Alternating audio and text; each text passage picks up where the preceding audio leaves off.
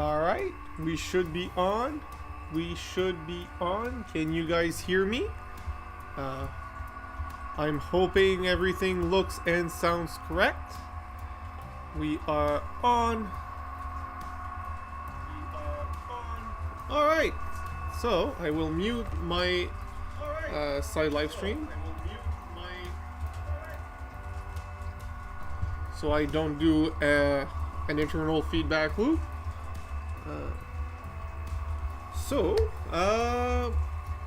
This is where we start. I might not have the Blue Devil with a DCC converted. It is available to run if we switch to DC, by the way. It's back in one piece, and it's still very much working great. It's just limited to DC. The other thing I would have to mention is, if you haven't watched today's video, which I would understand, I just released it, a few hours ago. I filmed it last night and edited it this morning, so you may not have seen all the changes or the new rolling stock. In the video, I showed 2 decoders. I technically ordered 3, but the third one is the one for the Blue Devil that is the wrong pin, wrong connection. That will be fixed later.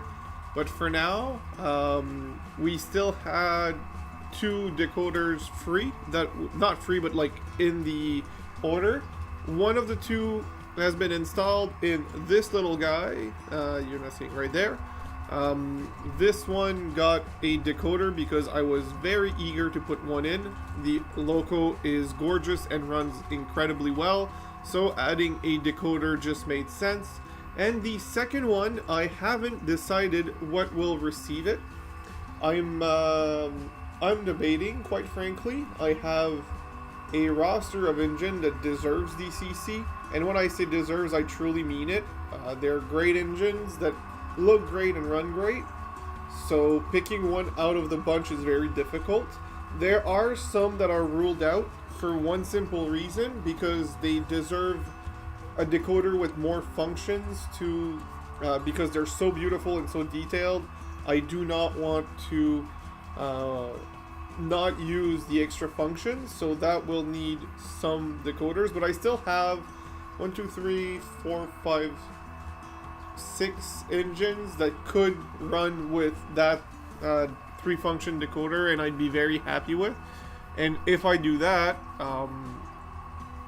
I have to pick one out of the bunch. 7 actually, 7 decoders. So I still have not decided yet, and it will be a difficult choice, but it will be done. Oh, I need to go watch it, Kevin. Thank you for the information. I will go watch it later. I mean, I could do one as well because I've been incredibly happy, and I could also do a DCC conversion video. Even though mine's already done, I could dismantle it and show everyone how I did it. I could even redo it, but at the same time, I don't want to redo everything because I've done some very good wiring work. This is the second loco that I'm proud of the wiring work, and neatly tucked. Nothing is overly long, and very, very nice loco.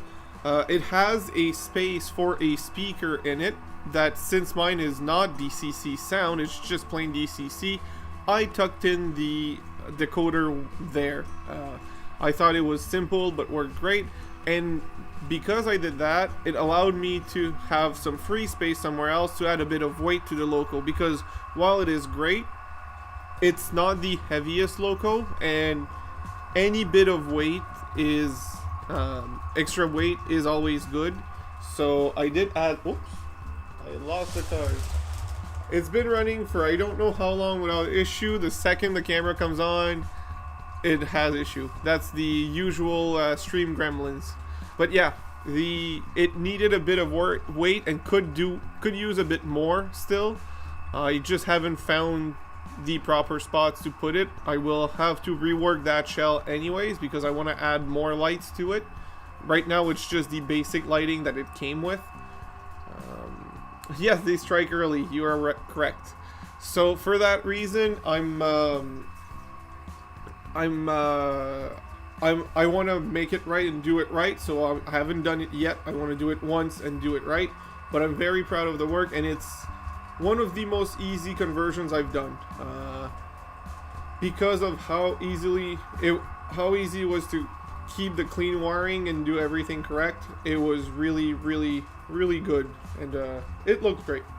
So otherwise, the sound you're hearing is not my usual diesel passenger engine. It's the loco I bought from Matthew at Matthew's Model Trains.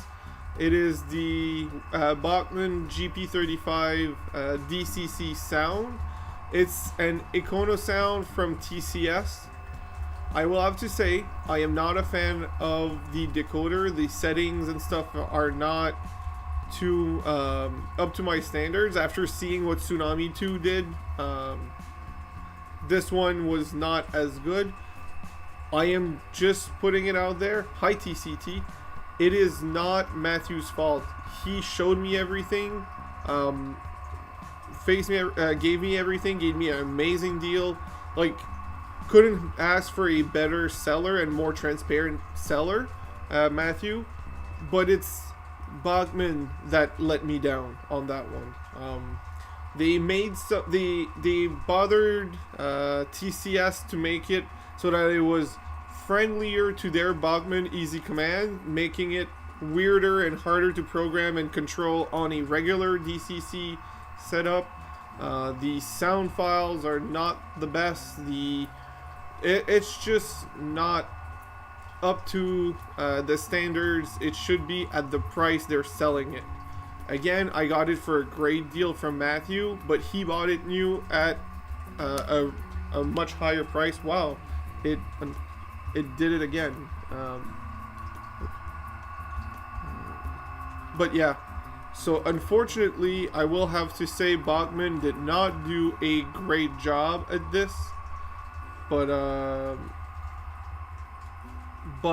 it does look great. Now, after some tuning, it sounds pretty good, and it looks great. And like I said, Matthew kept it pristine. He detailed it a bit more, and it looks amazing. And he gave me a very sweet deal, so it's not his fault. He was a completely transparent and a really great seller and a great person as well. So, just to make it clear, I have nothing, and I mean it, nothing bad to say about Matthew. It is purely Bachmann that did not live up to the price they're selling them at. But again, at the price I paid for it, I'm not mad.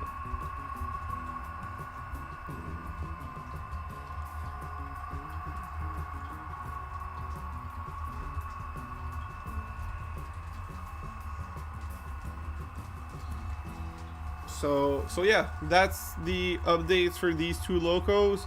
I do have some new rolling stock as well on the layout right now. Two new freight cars that have been in the video. They're currently behind the CN. The first boxcar, the overheight 60-foot boxcar is new, and the center beam. I already had one, but it was a different one. It was a great deal from a eBay seller for both cars, actually, and he was one of the cheapest shipping price I've seen in years on eBay for two HO freight cars, so I was really happy with it, so I couldn't pass that deal. But yeah, so these two freight cars are great, and the two locos are great. I think Bachmann could have done a better job for the price they're asking. That's all. Right?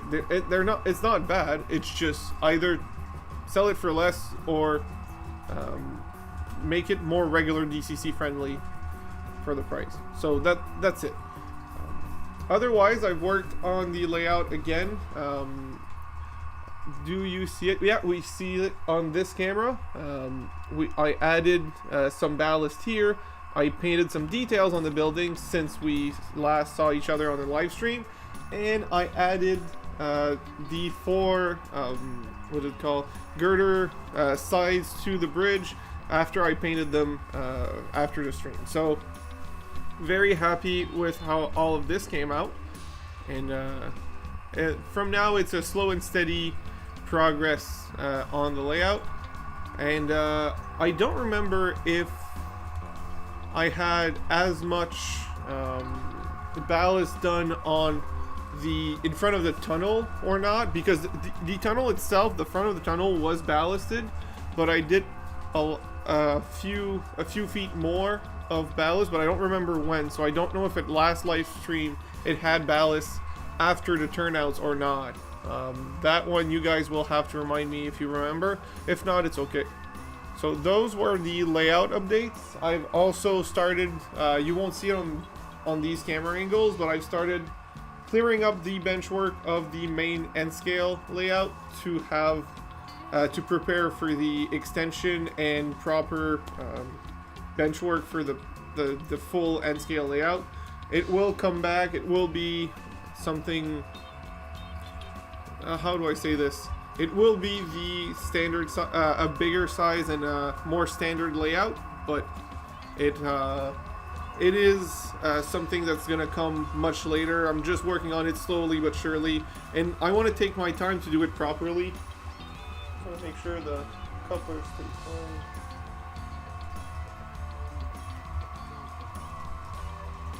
Of course, because I'm watching it, it's not gonna uncouple, which is good. I don't want it to uncouple, but so yeah, it's a slowly but surely for the N scale, the main N scale layout. I am perfectly fine with this. I will take the time I have to take to make sure it's well done and properly done. Last thing I've done, I can now control my trains with my phone. I've set up through USB my computer to have Y-throttle server, and I have engine driver on my Android phone, which I've installed on my other older phone that I use for cameras. That way, if I have a guest, I can lend them a phone, or they can install a phone, the app on their phone and control a train themselves. So we're not all hogging the station. We can control our trains with our phone. A fun, neat little thing that, if you guys want, I could make a video of how to set it up. I know it works for both Windows and Linux, but I can only confirm with the Digitrax DCS52 command station. The other controller, I cannot confirm how well it's gonna work, especially since a lot of them don't come with the USB port. The Digitrax DCS52 comes with a USB port at the back, which is the biggest reason why I got this controller. I didn't want to have to buy separate modules for it, so that's one thing. It might be stuck to a small physical station, but the fact that I have a USB port that I can use it to connect to a computer and have my my trains controlled by a cell phone makes it that it's very expandable for free. The software used is free. The cable was a few dollars on Amazon, but if you have access to an old printer cable, it'll work just fine because that's what it uses. And if you have a computer, any computer that has Windows or Linux that can be connected to your home internet will work. And then it's a few settings on that computer, a few steps on the phone after installing the app, and it'll work. It'll be ready to go. So that's why I'm saying, if anyone's interested, I can definitely make a video on how to set it up. Also, it allowed me to have deeper, deeper programming of my stuff with the same software. So that's also nice. And I've discovered a bug. If you have Discord open, it'll stop working for whatever reason. So I can't talk to Discord and control my trains with the phone. I am gonna try to avoid this or find a way to bypass it, but until now it is what it is. I can't have Discord on the same computer as this computer while I do this. Otherwise it works fine. So that is the updates on the layout. Why did it disconnect again?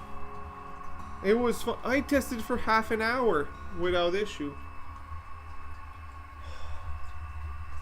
Nothing has changed other than you guys watching it. I don't understand. The gremlins are definitely in full effect.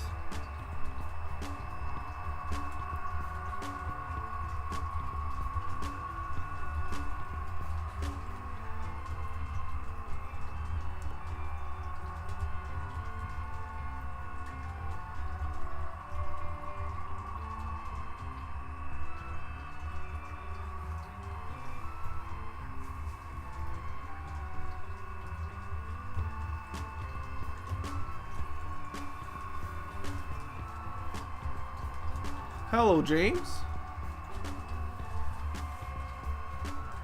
Alright, so for the activity of the stream, I had found this little house kit at Dollarama for $3, I think. Yep, $3. $3.50. It's a simple wood kit that you need to paint. It's very basic, but that's okay. I was thinking we could assemble this and glue this and paint it for fun during the live stream. So I thought this may be a fun activity to do. Other than that, I was thinking of just cutting a box, a random cardboard box, to stretch a tunnel where I want it and just tape it there, because that's where this is gonna go. Hi, I know it's Amanda's account, but I remember correctly you are her son, so if you want you can put your name so I can remember. I am building 2 N-scale modules, waiting for the glue to... Oh, that's super cool, James. Nice. So yeah, Amanda's son, if you're okay with putting your name in the chat, you can. Otherwise, I'll just call you Amanda. Samuel. Perfect. So, Samuel, welcome back. You didn't actually miss a live stream last night. I didn't do one. It was pushed to today due to schedule conflict. But we have a live stream today. Normally it's on Saturday nights, every Saturday night, but like I said, there was a scheduling conflict, so here we are. So for today's stream, as I was saying, I found this little wooden cabin kit for $3.50 at Dollarama, which, you know, cheap, works. Scale is okay. It'll be in the back on the mountain, so it'll fit just fine. I was thinking of just cutting a cardboard box to complete the tunnel for today. Doing this Saturday night was baseball. Actually, I did not watch it. It was a friendly get together with some coworkers. Some good friend of mine were doing a little, not a house party because it was more of a get together, but this is also we call it a Halloween party, but it was. We had costumes, that was the only Halloween part, and some candies, and it was a party, not so much of a party, more as in a get-together of friends talking, but it was really fun, so that's why I couldn't. But yeah, so this little kit will be what we'll do. It uncoupled again. Wow. This is what we'll do today during the stream. It'll be a simple kit build and the cardboard. I'm gonna be a little repetitive, but since some people weren't here, I don't know how many of you watched my latest video that I uploaded today. I understand if you didn't, because it was uploaded today, right? Actually, during the afternoon of all things, so time-wise, it was a very short period. The work I've done on the layout so far and the new equipment, there's on the camera that's down there. There is one of my new locos. This one you haven't seen it yet. This is well, maybe on a short. This is from Matthew's Model Trains. He sold it to me for a very good deal. It's a Bachmann GP35.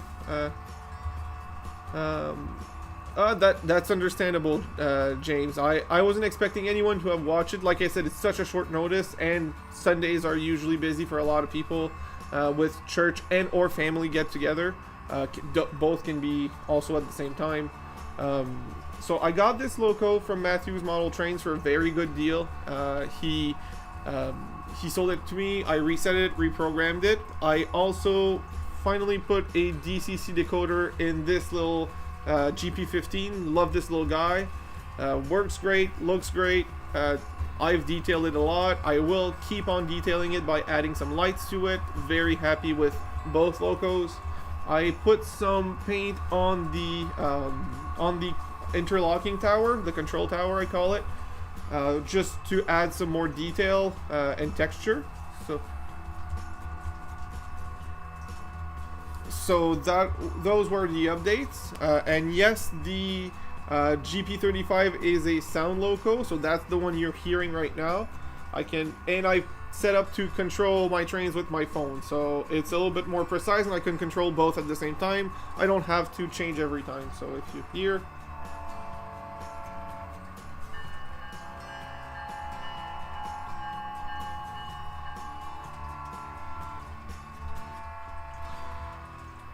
So that's what I've been up to, and I will set up for the little to build this little guy. But first, we'll do the cardboard tunnel extension, which is just going to be cardboard for now. It's not going to be scenic today. And it uncoupled again. I will change the order of the train, see if it helps.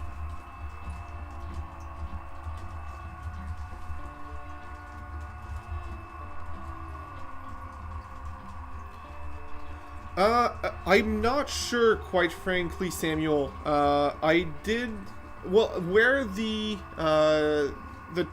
interlocking tower is, I believe it was not done last week. I don't remember, but I believe so. So that part's been scenic further, like a foot away from where, half a foot away from where the camera can see it. And just want to see if you see my hand. Where is my hand? And the camera's frozen, so that doesn't help. Usually it works better with the camera working. Give me a second, I will fix that. Properties. Heyo.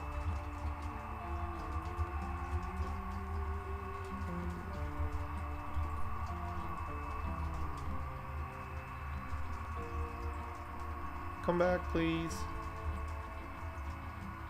That is bad frame rate. This is back. All right, so now it is back. Let's make it work. So let's see where my hand is. The ballast stops right there. So technically, right after the camera. I did up to there. I don't remember if it was done last week. I don't think so.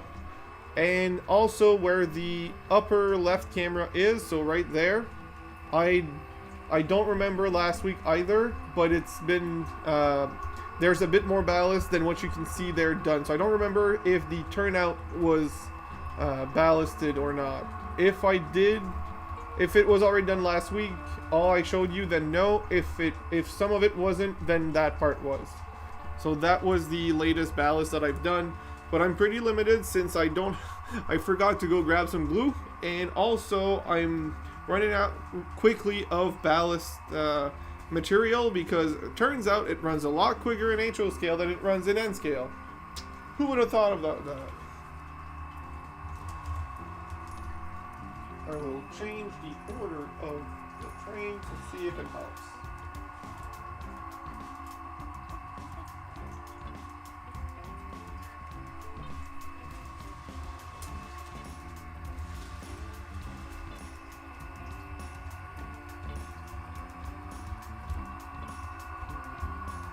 Alright, let's get that train going again. Forward. And 36%. 37. There you go.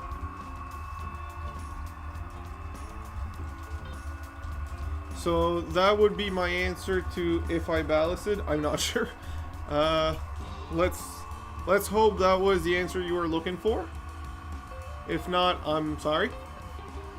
For the rest, though, I did not have any time to work on anything else. I started working on the bench work for the N scale, but I didn't do enough progress to show anything. It's just cleaning up and removing some stuff, so that's not the interesting part. James, my sister came to visit last week from Newfoundland. Oh, that's great. I'm glad you could see family and that you could, and it's fun to hear someone from Newfoundland. There's not a lot of people that lives there, so it's a pretty rare sight to see a Newfoundland, a Newfie, as they call them. So I'll go and I wanted to set up the tunnel thingy. I'll go grab the hot glue gun to prepare for the tunnel portal and then do the rest.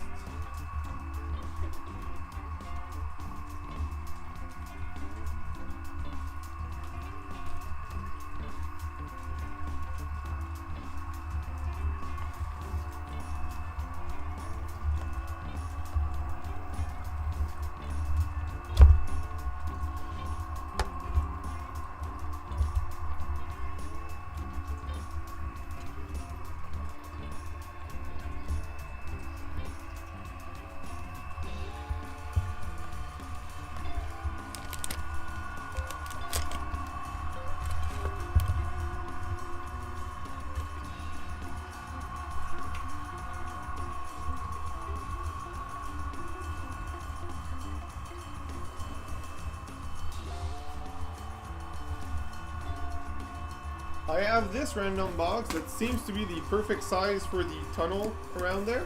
So I'm just gonna cut the loose bits there and see how well it would fit and do the required adjustments.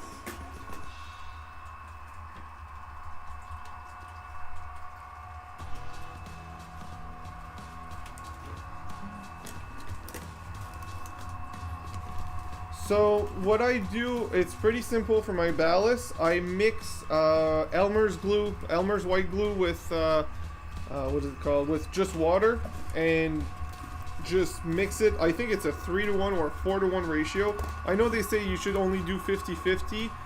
Having more water makes it, yes, more liquidy, but also makes you waste less and just takes a little longer to dry.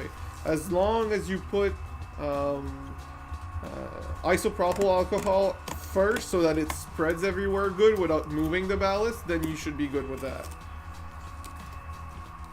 So that's a pro tip so you don't run out as quickly, is to mix it with water. Works great, and it's pretty cheap. Well, it's actually really cheap.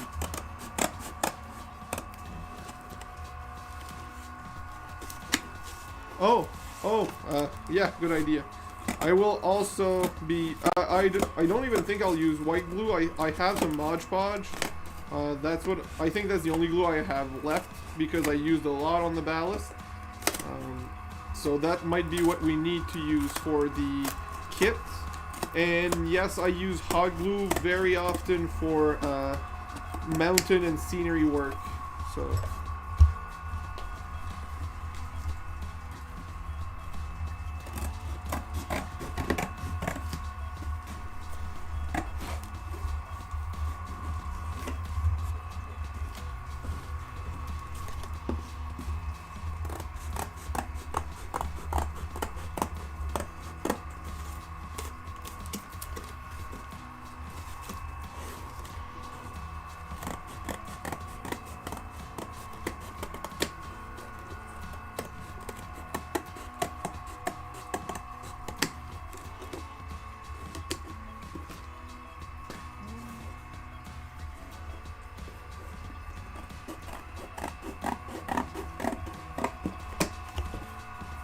So is this too wide, not wide enough, or perfect?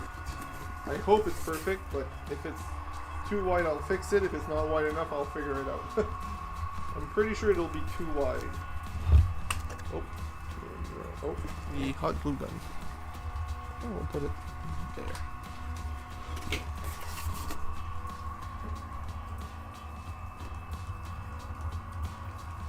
Alright, so it's a bit too big in every way. That means we will just cut more out of it.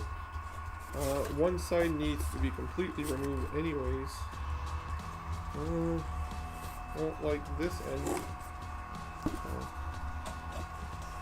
How much do I need to remove in length? I need to cut both ends to be able to glue the tunnel portal.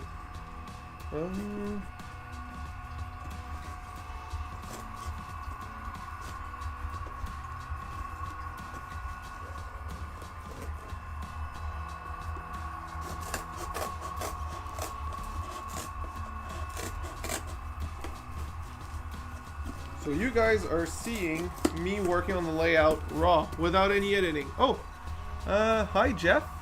Nice to see you here.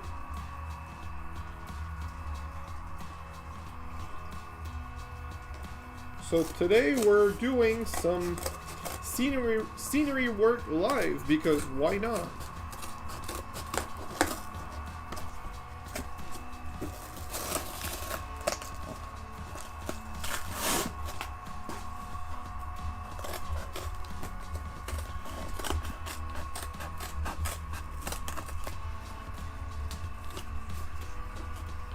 So this is actually really good. We will untape this and fold it over itself so that it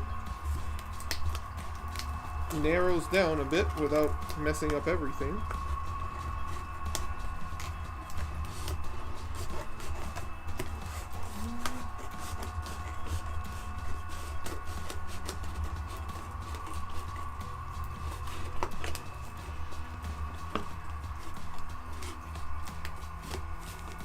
Right? And this side needs to be cut a little differently because I've been building my buildings. Oh, that's great. Those are always a great addition. Adding buildings really does a lot to a layout. About this angle, so let's cut here.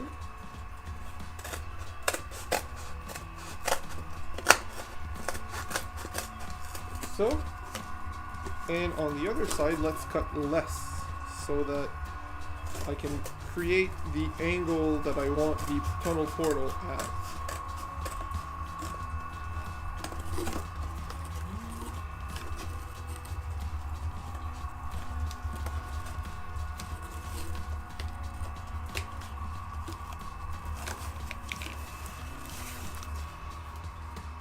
Might be too angled, but we can fix that. That's fine. Yeah.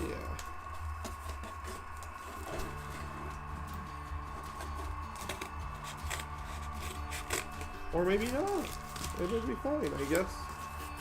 Alright, so what is the chat saying? So, hello CS. I think you are new here. Glad to have you here. It is, but at the same time, it gives you more option in your space. You can put more in your area because they're so small. And if you mess up certain things, being so small, people won't see it. I've been running that advantage for a while now. Of, well, it's so small, people won't notice that I messed it up. It's not a bad thing. So, if this is moved this way, it should be the correct, where is, okay, that train is there. I should be able to connect everything together. Nope, that way the mountain is in the way. I will have to move you guys a little bit so I can access the, where the tunnel will be.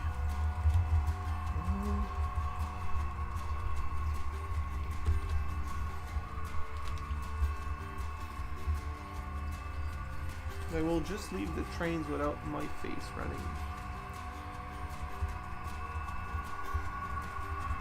Oh. Like so. Let's go and see how well I can make it fit. No.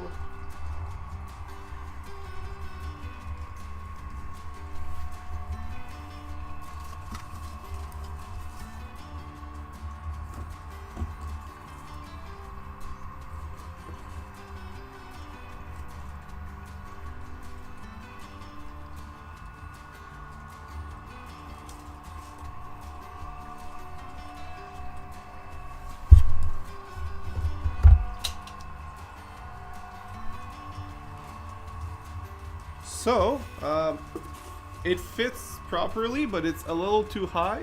So, yep, that one is the same one that froze again. And, I don't know why it freezes, because it's on the same, I will change the plug just to see if it makes a difference. There you go. Alright, so... Oh, both have frozen. Holy moly. Holy moly. Why?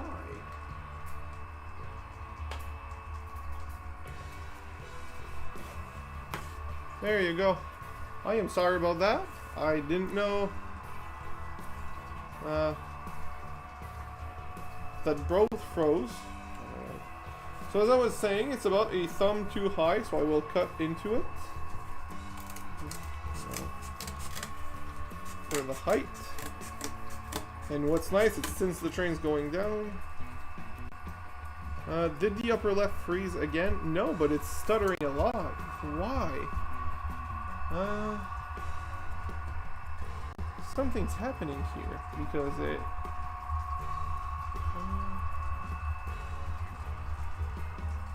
it disconnected now. What is happening? It keeps connecting and disconnecting. Huh.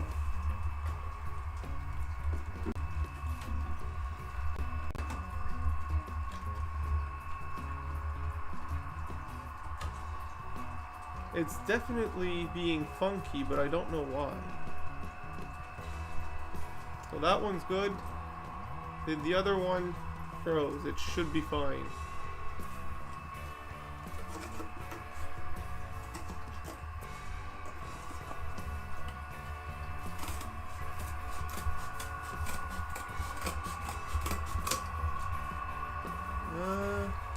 So far so good for that one. We'll keep that in mind. And I will keep an eye out for this. I'm sorry guys if it keeps freezing on you. I'm trying to make it work fine, but it's not so perfect. Let's put it that way. Right now they're both working, so let's just hope the stream gremlins aren't too bad today and they don't cause issue.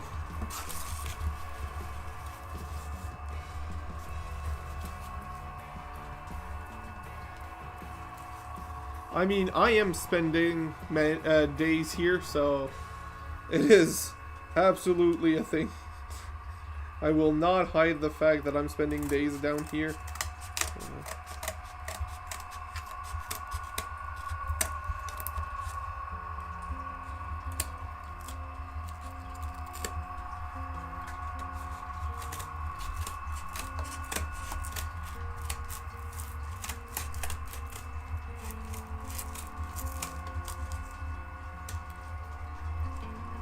What's up, Kenton? Glad to see you. I'm just trying to build a tunnel live, which is not something people usually do, and I understand why. And also trying to build a small kit again this week, but this one is a smaller and easier kit, just for fun. This stream is going to be a little shorter, so might as well just make sense around it. Now we'll take the tunnel portal and set up the glue for it, because the tunnel should fit around.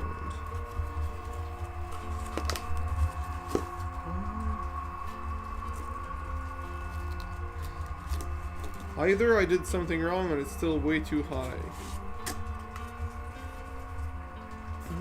This should be the same height. I will check something.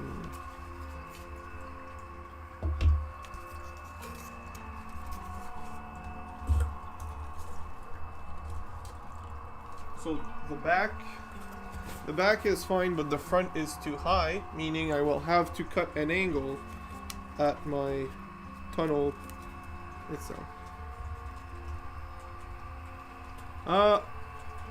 No problem, Kenton. Hope you enjoy the moment you're here. So for the, I wouldn't say you need to, I wouldn't screw them, that's for sure. That would destroy too much around the track. I personally, on my N scale one, I did not even do that to the easy track. I just put some track nails, but I don't think they'd be long enough just to keep them stable while doing it. All I did was put a line of glue on each side of the plastic ballast to hold the track where it is, and then I put some glue and ballast on top of it. It worked for me. Does not mean it's the recommended method, but it worked. So I wouldn't screw in it. I would simply do what I just said, which is to put some glue on under or on each side of the track, and then let it dry so that it holds itself. And once it's dried and glued in, I would go ahead and that's perfect. Go ahead and ballast on top of it. And if you look at my last video of the mountain, or no, actually even the video before the last step, yeah, the part 3 of the mountain, you will see my method where all I do is put I put some paint, some brown base paint underneath. You could put gray if you're putting gray ballast, so that it doesn't see through the base plastic, and it helps to glue the ballast at the bottom. So that would be a not so professional tip that I could give you. That would be the best recommendation I could give.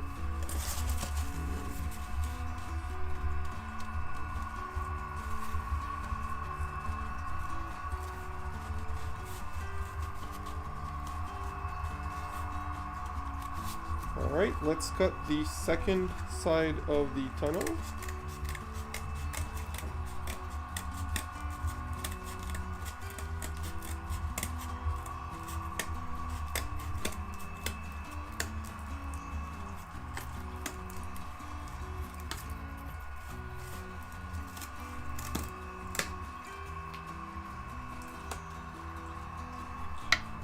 Now let's prepare to glue everything together.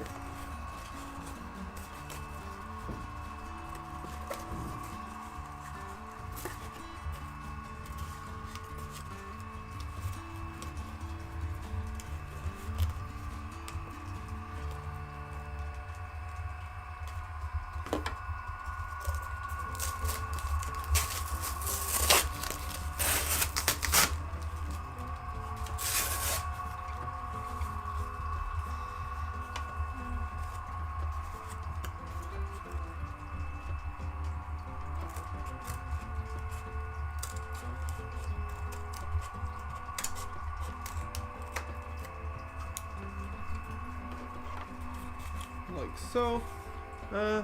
Why is W called W when it's obviously a double V? Do you want me to blow your mind? In French, it's called a double V. The French pronunciation of that letter is double V in French. So, I don't know how you feel about that, but makes it make sense to you. But if that made more sense to you, then great. If it doesn't make more sense, I'm sorry.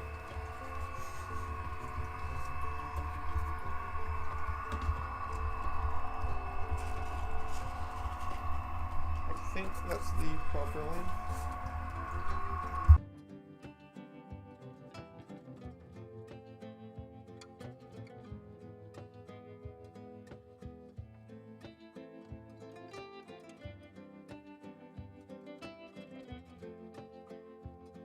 I could not have done a more perfect line for this. That is so nice.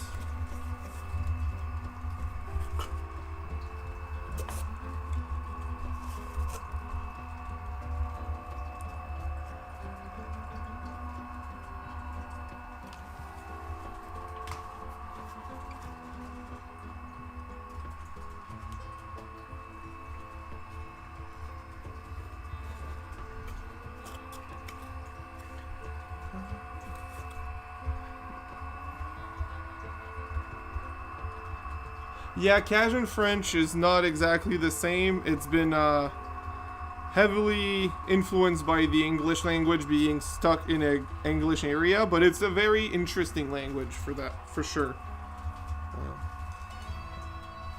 Very interesting language.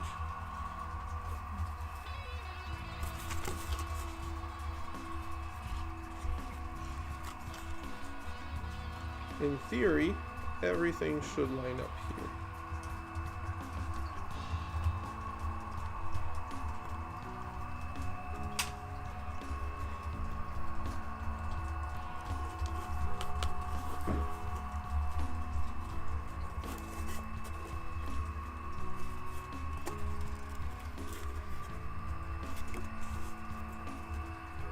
And it does. Nice. Very nice.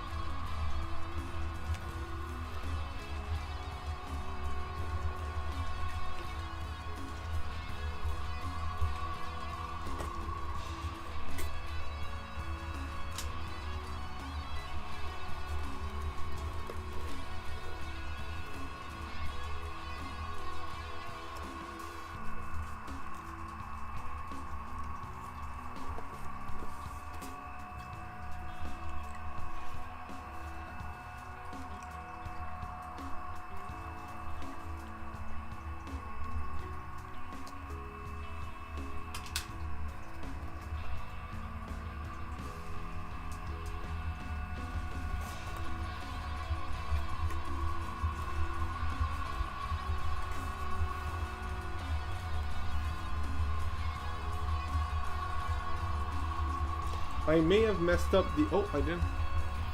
Alright. Have fun. Have fun, Kenton. See you on another stream. I'm gonna try to stop by on your next one. Every Thursday nights. It's always great, people. You should head there as well. Turn on my webcam. So far I've done pretty good. This side is great. The outside, slight gap here that won't glue, and the back has a difference and I need to cut. Not a big deal. I can just put some cardboard strips to fill the gap right here, which I will do. And also put a cut the excess at the back to make it make sense, I think, actually. This is slightly too long. As you can see, building scenery is very basic and it's very rough looking at first, but it always all comes together and ends up great. You just need to spend a lot of time. If you're willing to put the time in, it doesn't need to be complicated in terms of material or equipment. Just time. That's all you really need, honestly. Nothing fancy, just some time.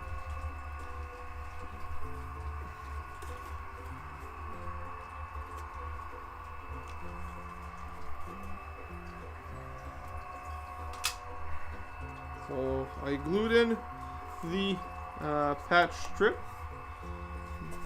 just so that it holds itself. I will put a bit more glue on the back just to ensure good contact, but it should be fine. Alright, let's cut the excess on this side.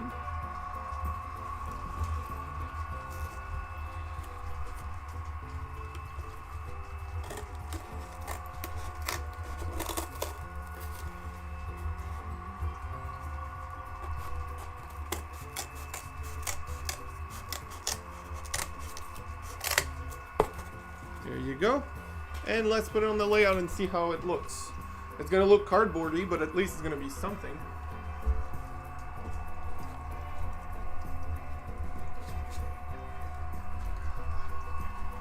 And there's some gaps, but that's okay. As long we're just gonna wait for the train to come back to make sure nothing rubs. I'd rather have these gaps that I can fill in than have oversized spots that don't work well. So I'm very okay with the results. At least there is a tunnel extension and there is a spot to put the building. Before we go ahead and build said building, I will ask someone to choose the next train. I will give you option and you guys can answer.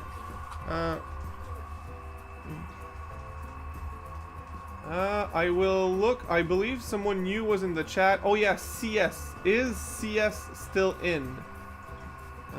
At CS. Yes, CS is still here.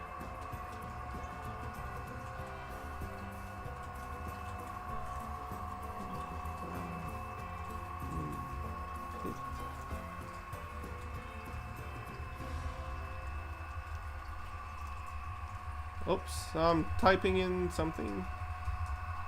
Next train. So what I will do, if CS comes back, and shows his presence in the chat, I will show a roster of options, and that person, he or she, will pick which one to use. Let's just hope it's something that is DCC converted. I'll show DCC converted options because I have quite a few now. Very happy about that. And we'll see the next option.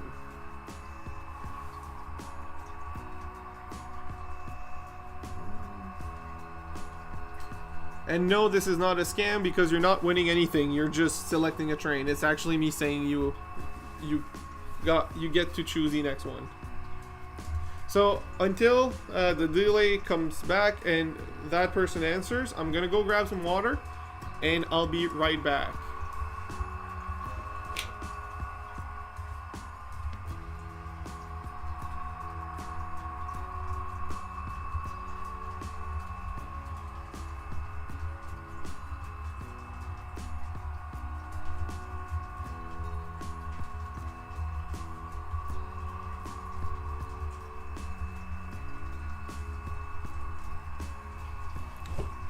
Alright, unfortunately, since CS did not answer yet, we'll give him another 30 seconds.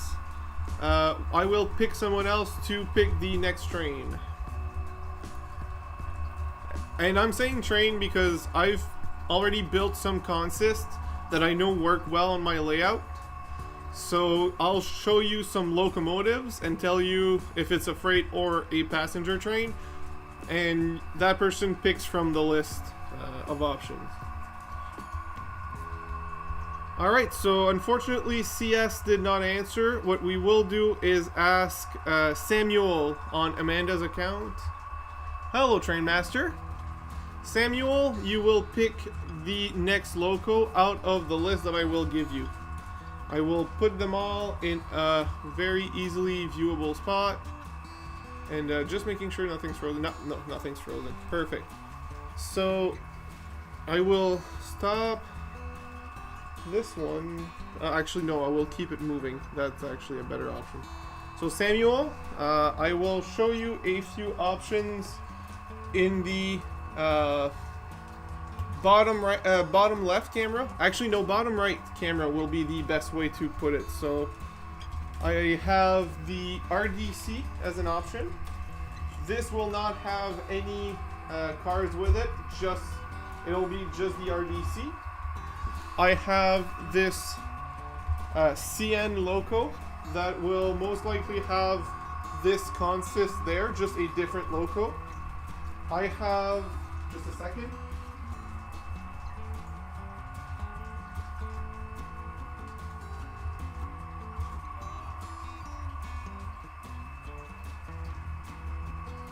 I have this beautiful CPF7 unit that has a very long consist that would go on the outside loop. Or the last option will be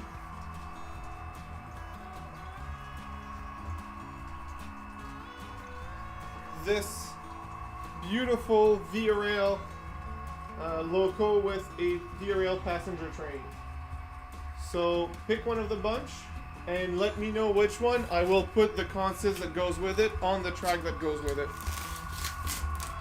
because some of them are limited. The F7 is for freight. There's a very long freight train that goes with it. It's actually a double header for power, but a triple header for looks on a freight train.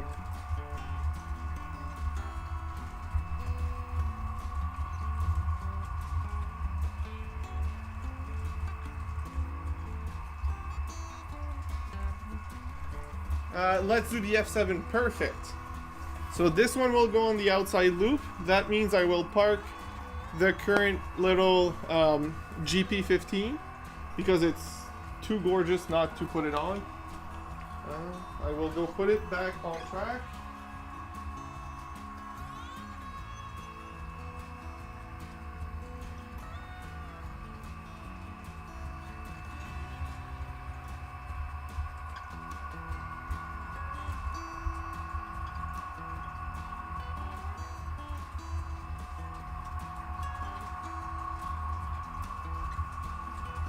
And Trainmaster, being the other new person here, will choose the other train for the inside loop, which means the two options left, either the RDC or the CN units, are the options. So if we do the RDC, it'll be without a train, just the beautiful RDC, but it has interior lighting. If we do the other CN, it doesn't have sound, but also looks great. And we can change a few cars on the consist, but not a lot. So it's really up to you what you prefer.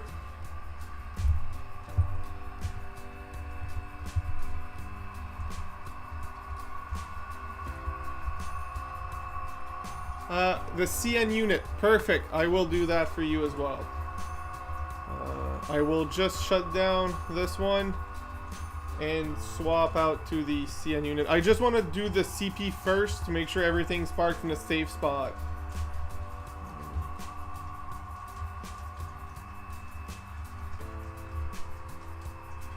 I don't want any accidents, obviously.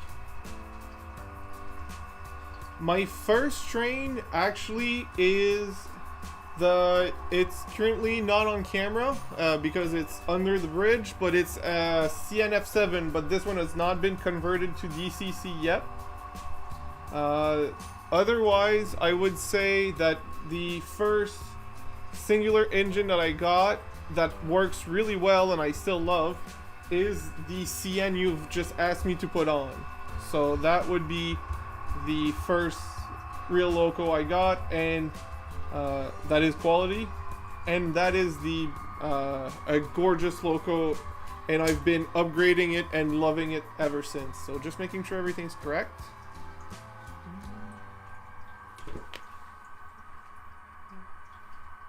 Not sure the turnout switched. Nope, it did not. I'm having some problem with that turnout.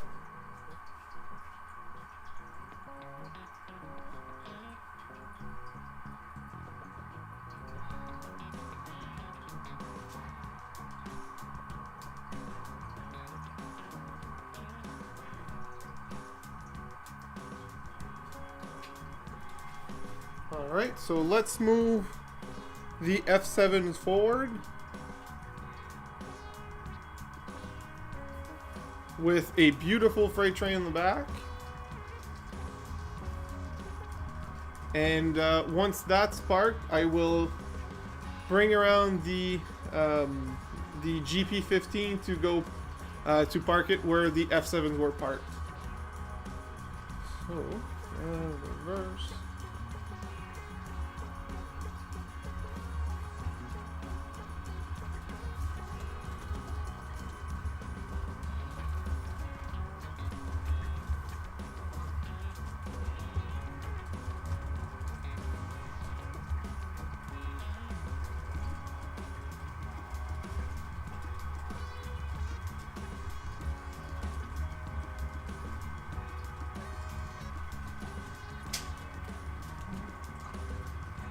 Yep, the F7 has a dummy B unit and a powered B unit behind it to help with the grades, because that's quite a long train for a single F7.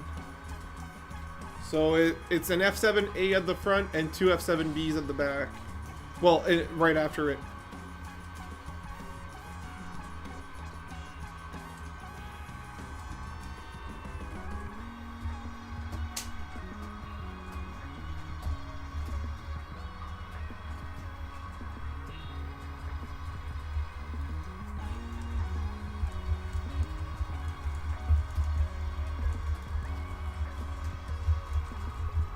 Thank you, Daniel.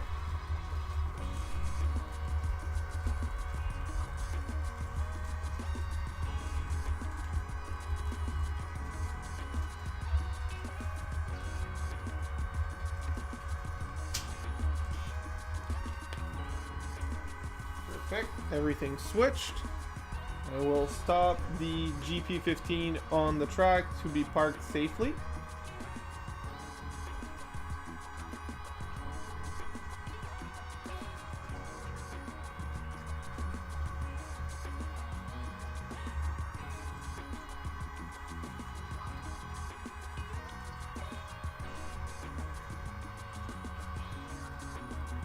Go. Now we will have the we will change the CN, so I need to release it, remove it, and yep, it has a keep alive, so it's still on even though it's not on track. We will just put it on the siding at the bottom here. There you go. Now I will put the original, the OGCN, as you could call it. Just making sure I'm not shorting anything, because putting it on track on a turnout is not exactly short friendly. So let's hope everything goes good. All right, let's select that loco from the roster, and it also does not let me. Oh, the lights are on, so that's okay. So both of these units do not have sound, and that is entirely my fault. I did not convert them. The F7 is currently at 32%, so probably speed step 35. I think it's a good speed. It's not unrealistically fast, but it's not also too slow to be barely moving. I don't like running my trains too fast. I've actually limited the speeds to on a lot of them, just because I prefer the smooth, slow running. But that is a personal preference. It's up to everyone's preferences. So, so yeah, that's usually what I do. Also, the speed steps have been edited for the F7A and B that's powered so that they're speed matched, which is quite nice because I don't want one to work too hard and the other one to be pushed. I want them to work equally so that they can help each other during the uphills. So that was a tiny bit of a challenge because speed matching is not the easiest thing, but once it's done, it works beautifully. So let me know if it's too fast or not fast enough for you guys, but I will not run it full speed because I don't want to throw everything off the rail. Also, side note, I don't know what you guys think of this car, but I painted, I don't even know if you can see it on camera, but I painted the top part wood colored because it was just random yellow plastic colored and did not look real. So I did that yesterday as well, just for fun, and I think it came out alright. It's not perfect, but it's good. So alright, so that's running great. It's running very good actually, and we will Trainmaster. I very much wish I had a steam train. I've been looking at a few around. I haven't found anything that really wowed me at a good price. I've seen some gorgeous units, but the price were outrageous, and I've seen some decently priced units that were in very bad shape. And so I decided to just save up some more money later to get a very nice one, a bit more expensive, and I will have to spend a lot more money because I want one to be DCC sound. I do think that a chuffing sound is a beautiful sound to have on a layout, so I will have to wait a bit longer to save money for a DCC sound steam unit. And I know I could definitely convert one myself, but it's a little bit more complicated. I'm not sure. I don't know very well the manufacturers of locomotives. I think, is the Dash 8 a GE locomotive? Because I have a Dash 8 that is only DC right now, but I'm not sure if that's a GE loco. I have that, and I have a P42 that I think is from GE, but I'm really not sure. I'm not great at knowing these things. I know the model, but not the manufacturer. So, let's get to building, actually. This should be pretty straightforward. I mean, it's not the most insane kit. It looks to be all fitting into each other, so shouldn't be too hard. Keyword shouldn't be. I know the logical thing would be to paint first, but I want to dry assemble it before that so that I make sure I have all the right pieces. Yes, nobody's home. Yes, Dash 8 is... Okay, well, I have a Dash 8. Is the P42 also a G? Thank you very much, Paul. I know I should know these things because they're my own locomotives, but unfortunately I do not. So, since you guys know more about it, is a P42 a GE unit?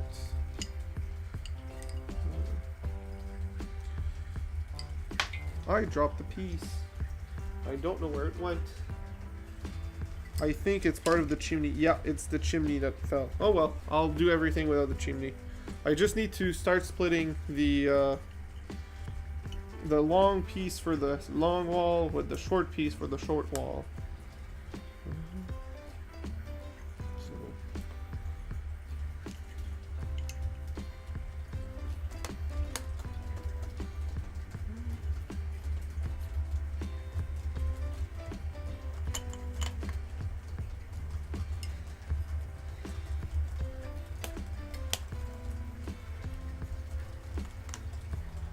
Yes, before you... Okay, so I have 2G units. I hope that answers your question. These are my 2G units. Everything else, I'm pretty sure the GP units, like the GP15, GP35, GP9, are all EMD, pretty sure. And I have some SD40-2s as well.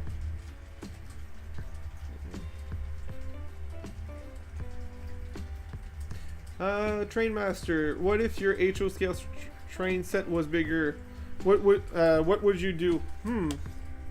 I need more slot car track. I want more industries to park some freight cars so that I have a reason to have the freight cars that I have, and I want more race car slot car track. That would be the two things that I would add if I had even more space. But otherwise, I'm pretty happy with the space I have. Nobody's home. Paul, looks good with the screen set up for you to monitor the chat and video. I have a screen in bits hoping to use. Yeah, the monitor in the back is really great. Like you said, for watching the stream, for watching the chat. It's also great simply when I have my speakers plugged into it so that I can monitor so I can watch stuff when I'm working on the layout alone. So there's that, and also it has that's the computer. It has my what is it called, the server for the Wi-Fi throttle on my phone, and the server for ND programming, advanced programming options, meaning that this allows me to look at the train and see the results directly without moving the train. So fans on top tend to be EMD locomotive. Good to know. Thank you, Kevin. So yeah, that would be the... So yeah, I'm mostly an EMD locomotive roster with a few exceptions, which is the 2Gs I've mentioned. And yeah. My favorite of all time locomotive in the diesel departments is definitely the E8s. No problem. Oh, hi Matthew. No problem, you'll be right back. So yeah, the MTT Derailed is the person that sold me the Sound GP35, which is a great loco. So yeah, my favorite of all time diesel loco is definitely the V-Rail E8s, which, well, E8s in general, which I have one. I am very proud of it, but it's not converted yet because this one will get DCC sound later down the road. I don't have a timeline to when, but it will get the proper upgrade later.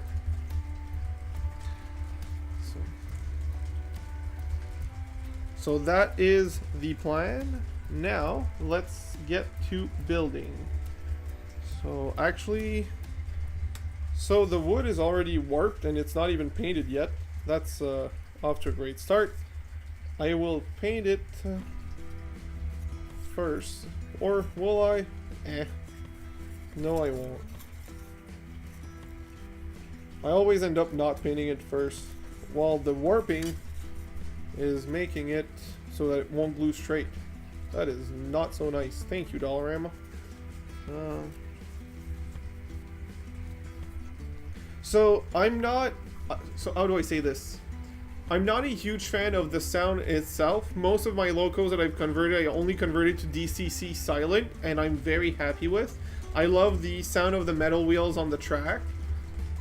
But there is some locos that I think are worth having sound. And when you do switching, the sound makes it more immersive.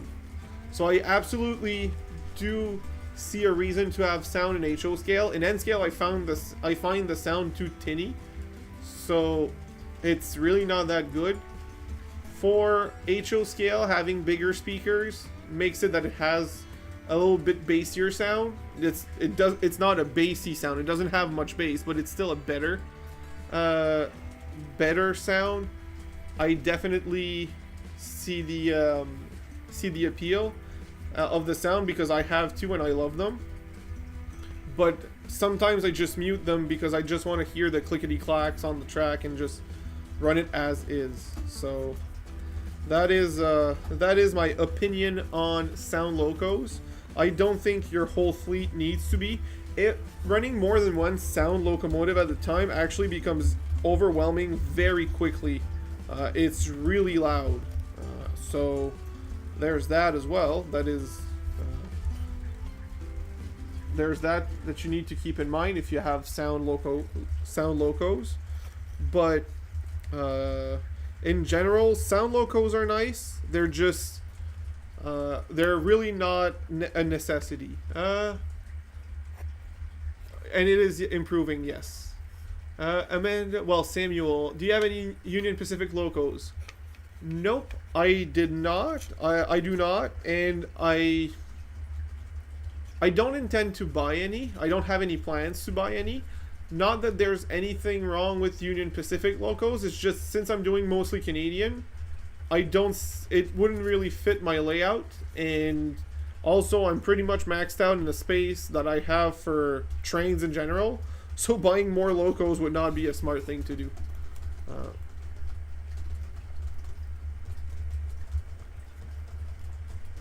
So TCT Kato did something similar but different. Instead of having the sound in the loco, what they did was having the sound in a sound box beside the controller. So when you add a loco, the sound box has the sound, and being a box that's not moving to the side, they could put a much bigger speaker with a lot more bass, which I don't have, but I've heard sounds much better than actual locos.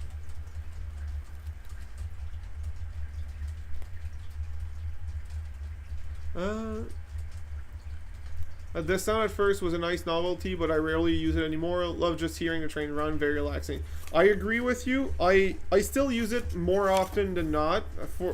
Well, how do I say this? Since not all of my locos have it, when I run the locos with sound, I usually put it on. But I don't always run these locos, and I do enjoy the non-sound one as well. So it balances out in that sense. Okay, I do a lot of Union Pacific because down south where I am at, I see a ton of Union Pacific. Yeah, well, that makes sense. See, I'm in Canada, so I see a lot of Canadian National and a bit of CP once in a while. So that's why I decided to model for the exact same reason. A lot of VRL as well, which is why I have that. So let's get building. I will need to get the glue out first, which I put there. And I will need a cheap brush to apply scent to.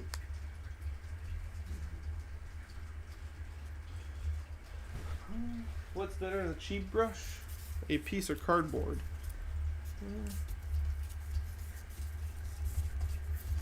Yeah, exactly, TCT. That's usually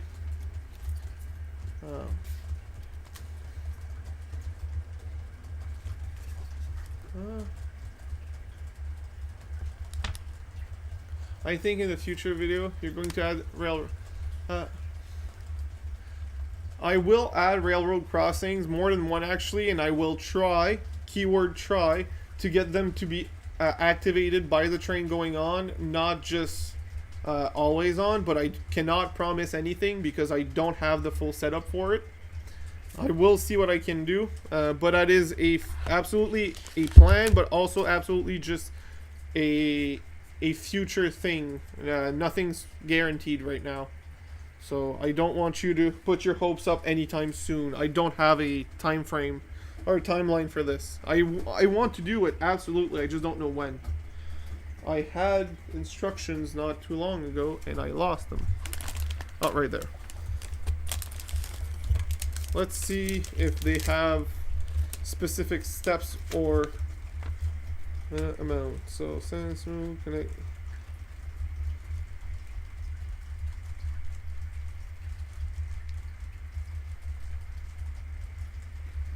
I will need the picture because their instructions are not helpful. I've still not seen the slot car run. It looks like you have track power. I found out.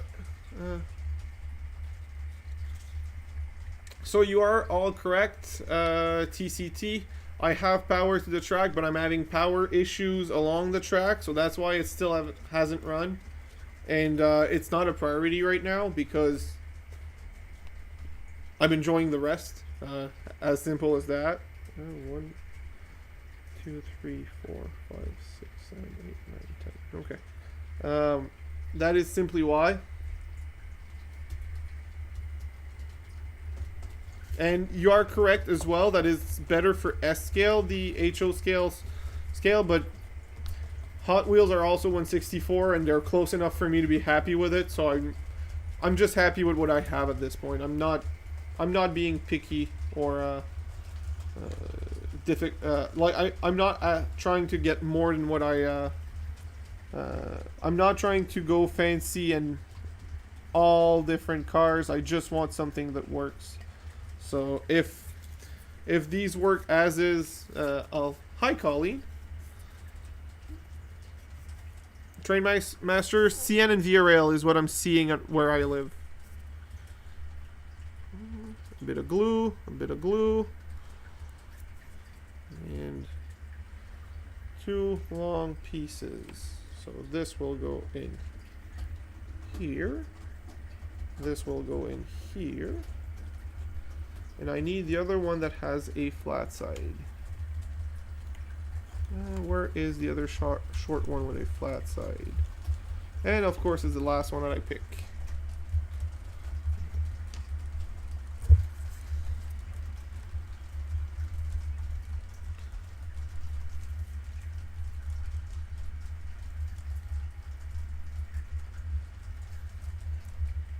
Alright.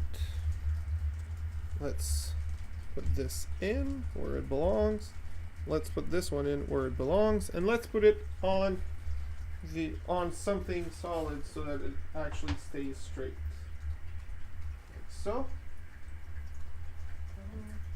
This is not properly in. This is. There you go. Now it's locked in. Now let's just add one at a time, and that way you'll be able to see it being built. So 2 of the small ones. What branch are you rail fan on? There's not really a branch where I am. It's just a local CN. I believe it's it's simply called the Bathurst Junction. Not sure, but I don't really rail fan rail trains. Not that I don't enjoy it. I just don't take the time to do it. I much prefer to work on my layout when I have free time. This is also just a preference, to each his own. I understand why people love going rail fanning, but I just prefer to work on my layout.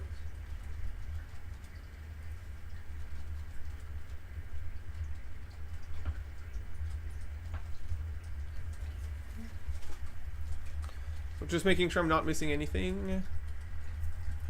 What branch? No, that's fine. I've been seeing a CN and CSX and Amtrak wireless. That's nice. $243 for an SK logo to run on HO tracks. So you have a few years before you send you. Don't worry.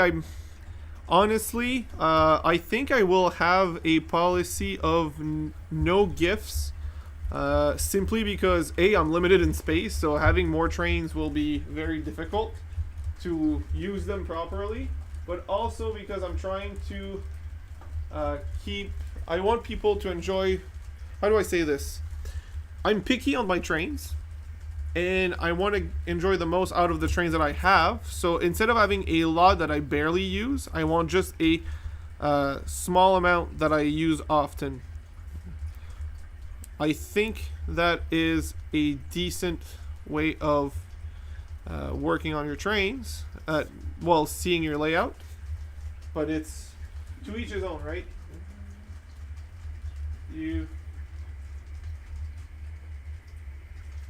I'm not saying not to ever send me anything, but I am definitely This way. I am definitely leaning on the no gift giving for me, and just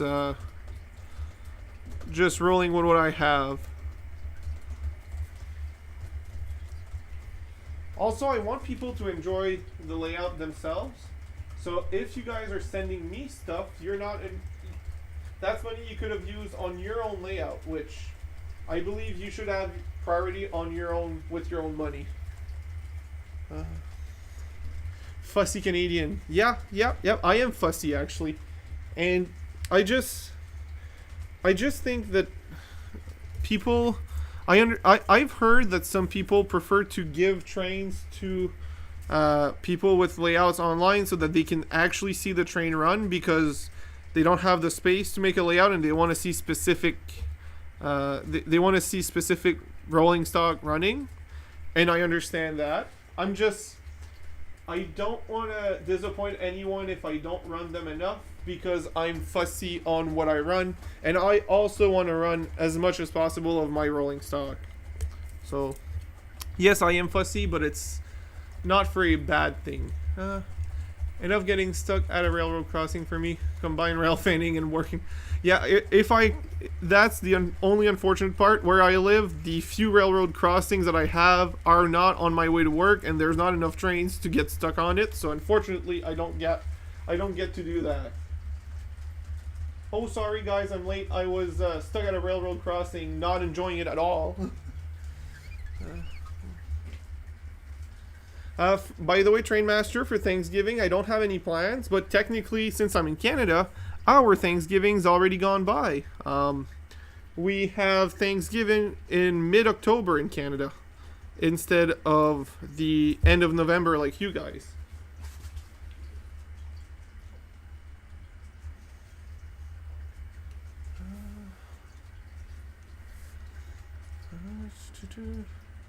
So what's up? Well, currently building a small cabin I found for $3 at dollar store to put at my extension to my tunnel.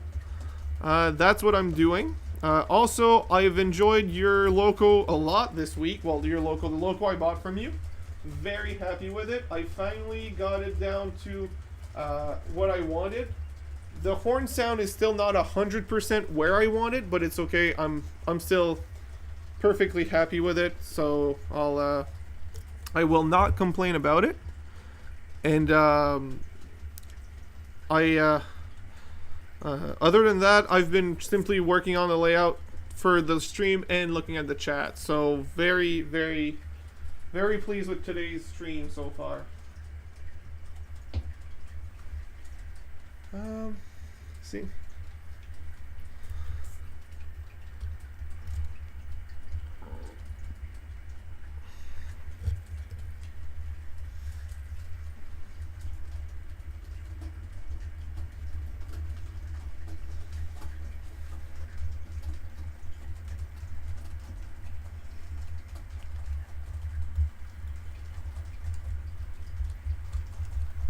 Alright, so the cabin's coming along, so that's not bad.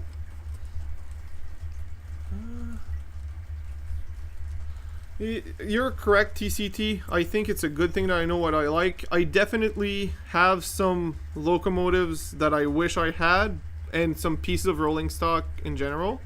But again, I want to take my time and acquire them myself. And at the same time, I need to expand the layout if I want more. So that's also a thing that I need to keep in mind. If I buy more, I need more space.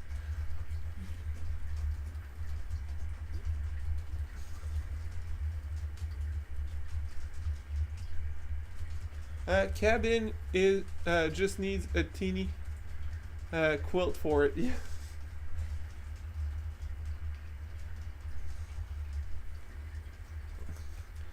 If you want to do me one, Colleen, you're free to do so. I will that one I will accept as a gift.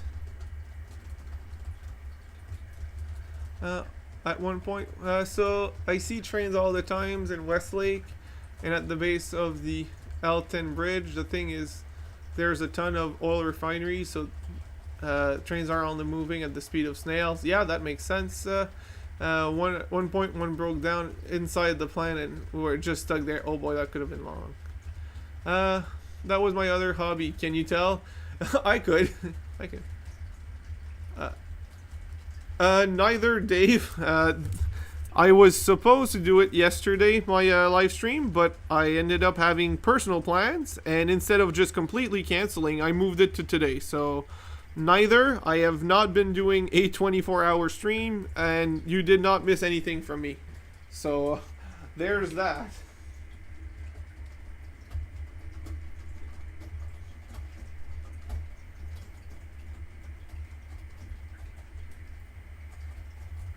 There you go. So far, for a $3 kit at Dollar Store, I'm very happy with this. Very cute, very simple. I'm probably going to paint or at least stain the wood so that it's a little darker. But I cannot say that I'm unhappy with said kit. I would be a lie if I said I was unhappy. For $3, definitely a good kit. A neat little building.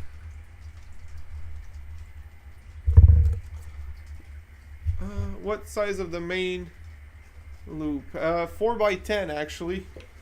And if we go to the extension to the side here, oh, right.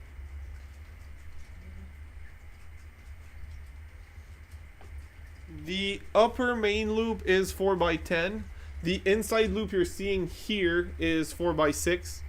But the upper, the main upper is 4x10, and the extension at the bottom that goes to this track is another 10 feet away. So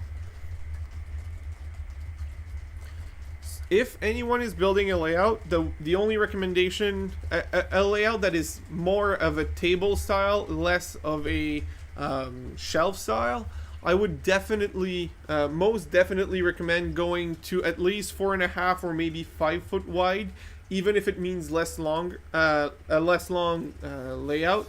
Because while it's a nice size, being 4 foot wide, it limits me to have horseshoe curves on each side, which is fine, but does not look as good as if it was, purely full.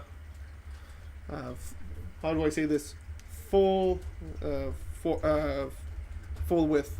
So I cannot really move my cameras right now, but I can link you a video that you can see that. So give me a second. I will link you a video to my channel that has the full layout.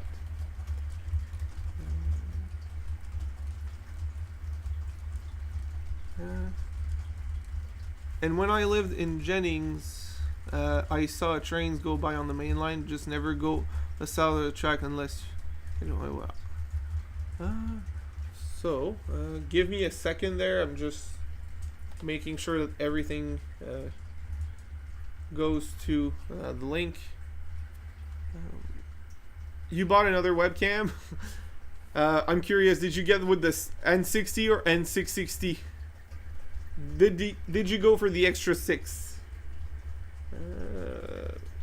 So content, where is said video? More trains.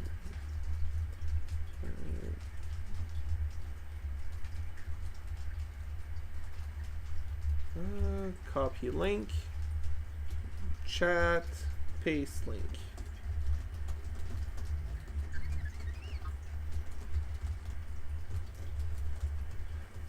So this is a link to 5-minute video of just train runnings, and no sound, no talking, no nothing, just my trains. And it's an angle where you can see the whole table. You can barely see the back, but it's what I've been using. All right, let me know, Dave, how it works out for you. Today I had 2 bugs on my current N60 cameras that, you know, have usually been reliable. I unplugged them, plugged them in a different plug, and it hasn't bugged since. Knock on wood that it's not. I hope it's not going to do it again, but so far so good. Now let's keep building the little house.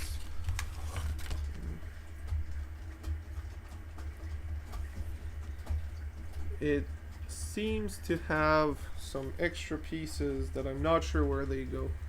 Oh, okay. I know what it is, and I don't think I'll use that. Not for what they intended it to be.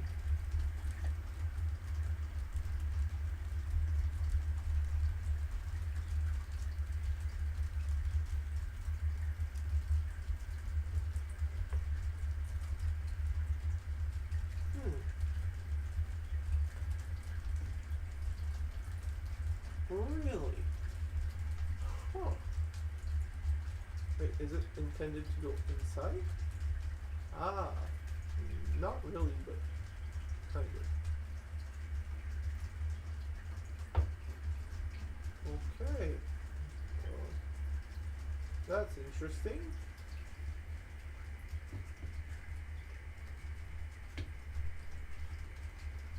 Did I put the wrong one up top for one of them?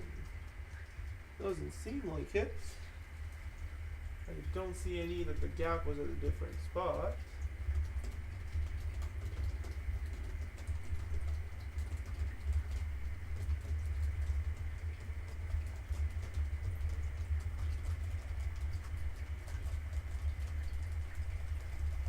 Alright, so let me explain what's happening. I will show you this here. This piece is actually too big to fit where it needs to fit. I need to cut a bit of the lower part, but I don't have anything that's precise enough, nor is it because this is very fragile wood. I really don't want to mess it up. How will I put that it makes sense?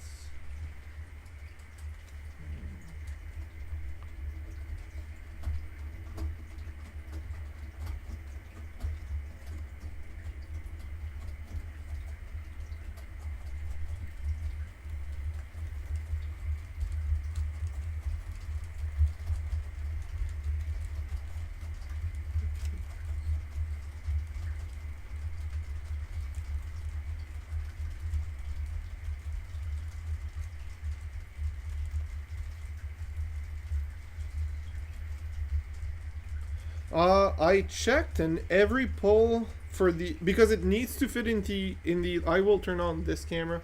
It's gonna be easier to show you here.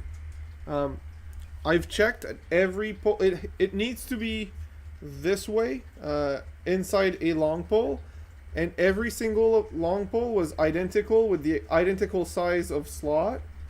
So I do not know why it's not fitting properly here.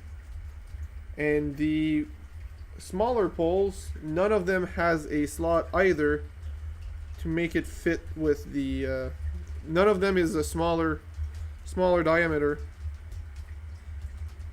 so I am not sure why. I'm seeing that they were also cut unequally, so they're not the same length, but that's a detail. That's fine. Yeah, that's exactly it, Dave. It's a $3 kit. I shouldn't expect anything more. I mean, I expected to have issue for a $3 kit. I was hoping it wouldn't be that bad. Not bad, but this obvious. But I'll make it work. I'll see if scissors will cut this. If scissors work without destroying everything, kinda destroys, kinda not. Whatever. Again, it was a $3 kit, so I'm not going to complain. I'm just going to go with it.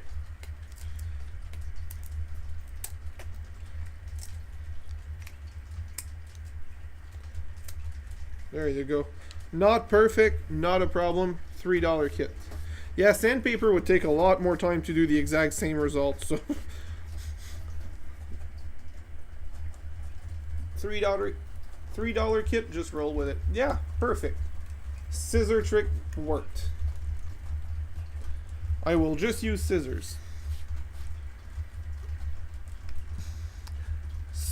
whoever designed this is watching this like, oh, what is he doing to my kit? Well, as the company who produced a batch of them, they're the one who messed up your kit, not me.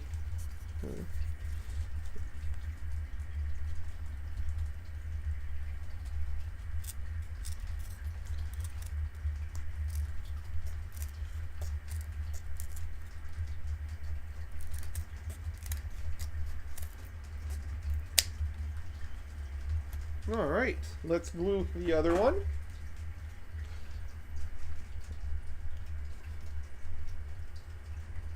There you go. Fits perfectly. So it only needed to be cut a little bit. And it was a pretty easy cut with scissors. It's not that it's recommended to use scissors, but it works.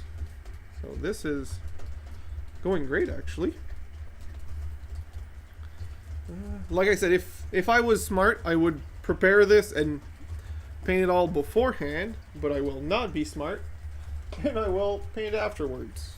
I may paint the roof first, actually, because that one will be a little bit more difficult. Yep, I'll just paint the roof red just like in the picture. It'll look nice.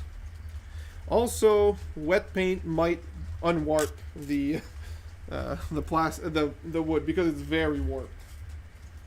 Again, $3.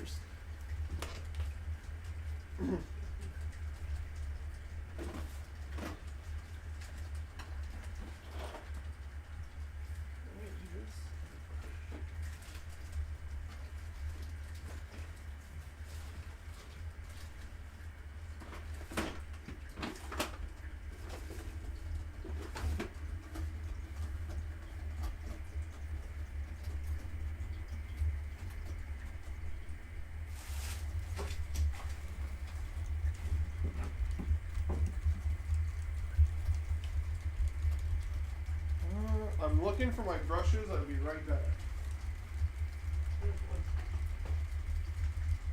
That will be perfect. All right, let's get brushing. I am not sure why it costed you $20. Honestly, if it's from a store, I wouldn't call it a scam, but that company really put a markup on it. Or the company that sells mine for $3 is selling the bad ones. If it's the ones with defects get sold for $3 and the one without defects gets sold for $20, that would also make sense, right? Keep that in mind.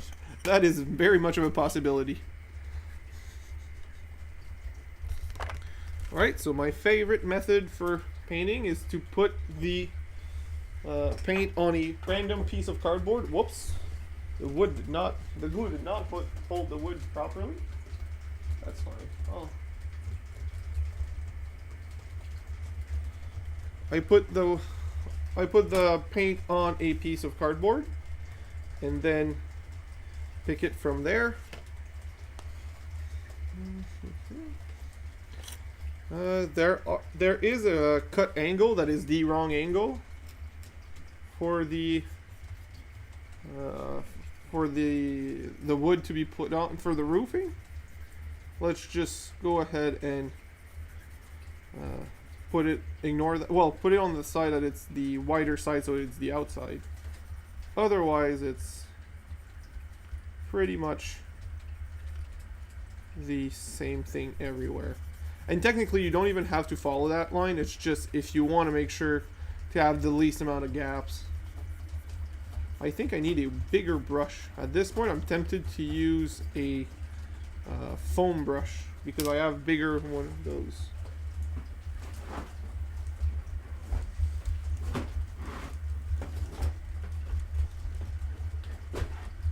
Where are my foam brushes? They should be in there.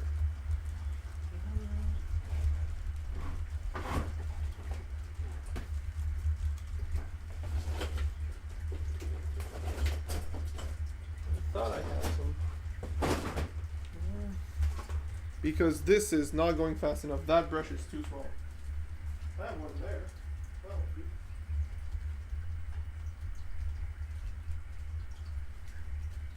I may have bought not the wrong one, but Probably should have bought a darker red, but again, I didn't really buy anything for this. I just bought the kit and used what I had on hand.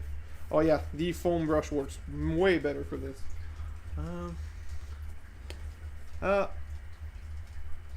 Would have finished by now. Well, I'm not a professional mall railroader like someone, Dave. I am not one of those. I do not hunt, by the way. Samuel, this is I do sports, but hunting is not one of them. I love mountain biking and I love snowboarding, but hunting is not my sport. So this will dry, and now I'm realizing I'm covering the entire view. Not entire, but most of it, but that's okay. It's just temporary. Who on earth are you referring to? Well, I'm referring to someone whose channel is bigger than mine, but yet still watches mine, and that has more than 1,000 subscribers. I don't know.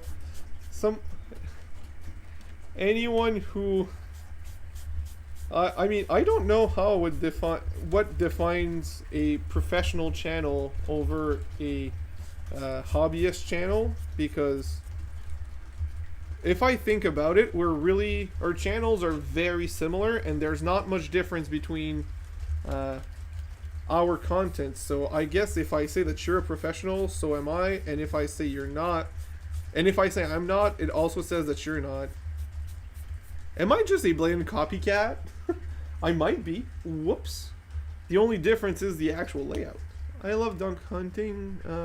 The only duck hunting I've done is the video game on NES, on the classic NES, which is a very fun game, but that's the only duck hunting I've done. Classic console. Really good console. Alright, so both are painted, and paint, when you're only painting one side of wood, usually warps, but that's okay because this was already warped. So now I will use this to my advantage, and I put glue on my pants. Nice. I just glued my pants.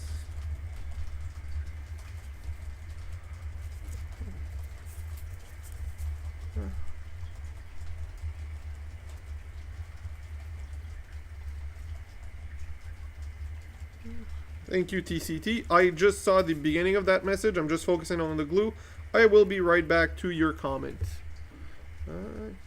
Just putting it down.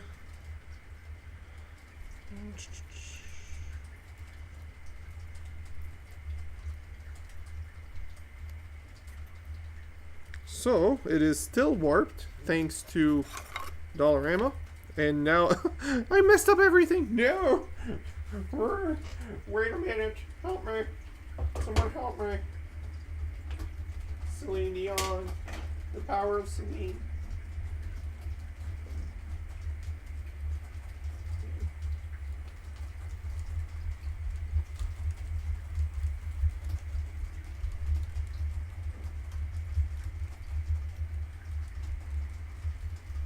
I'm coming back to the chat, and I'll go through the entire message list. I'm just fixing this.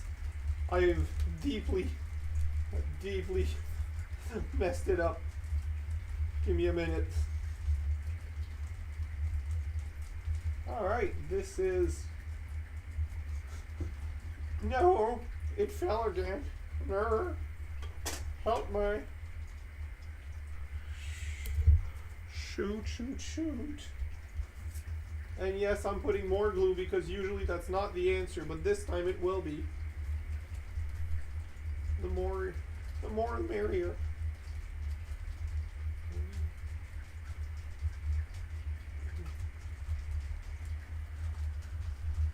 Alright. And more glue here, because, again, more glue. Usually not better, but this time.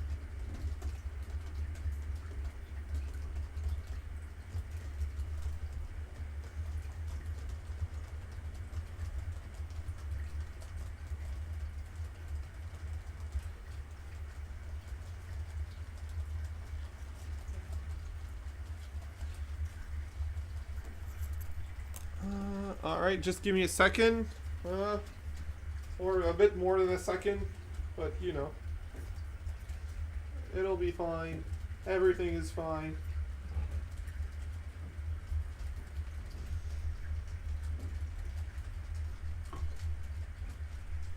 Why is this so high?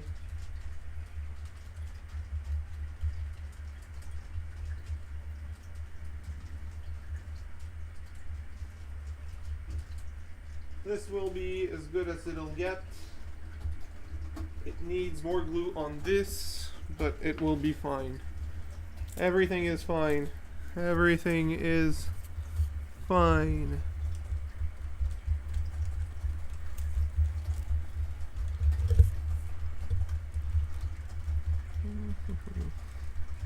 Like so. And then the other one.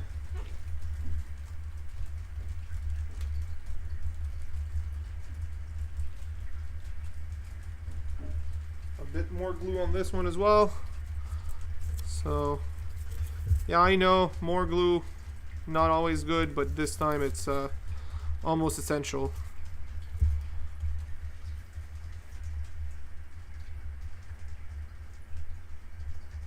There you go. And that is the finished product that will be put in the back. Well, almost finished. And let to dry. So this will go. Nope, nope, nope. I'm losing the roof. I'm losing the roof.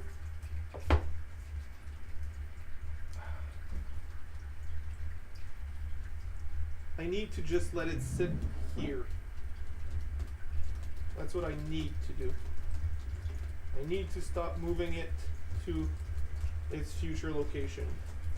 I will move it one spot so that it can not be in front of the camera. But there you go. I need to stop moving it and let it sit.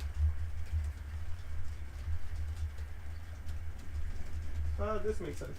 Perfect. So we're done with the kit and we'll let it dry for a while. Let's go back to the chat. So TCT, this is one of the best channels. It's easy to watch. I have four PCs running for work and enjoyment. I always watch out for your lives. 10:14 here, Monday, New Zealand. Oh, nice. I don't think the NES Zapper works on modern TVs. Unfortunately not, Samuel. You are correct.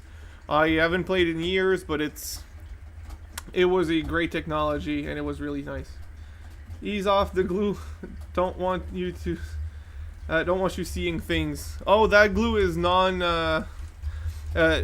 it doesn't have fumes. This Mod Podge is perfectly safe. I could swallow some and be safe. I won't because it's disgusting, but I could. Colleen, that sounds like a great idea, but I would not recommend putting it on a layout. Hot glue would have worked way faster. You are also correct on that one. I just wanted to avoid seeing the glue, but I think it would have been a better option. You are correct. Samuel, Christmas time with this family time. Just don't trust Uncle Kevin. I mean, don't trust me either. I would make a funny but not appropriate gingerbread house.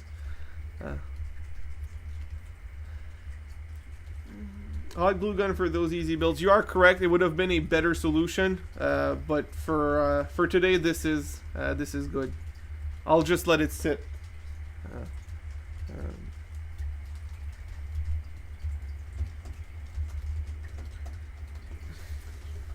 Alright, so we've been running this strain for a little while, these strains for a little while as well.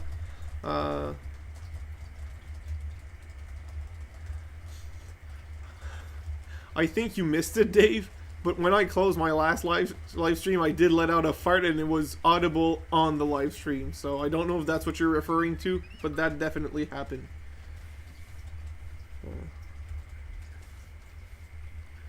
So there's that.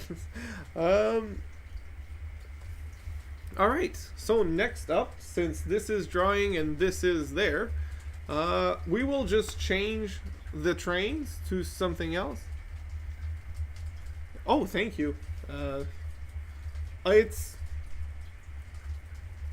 It's not officially a shark nose. It's just an F7, but I like it the way it is anyway.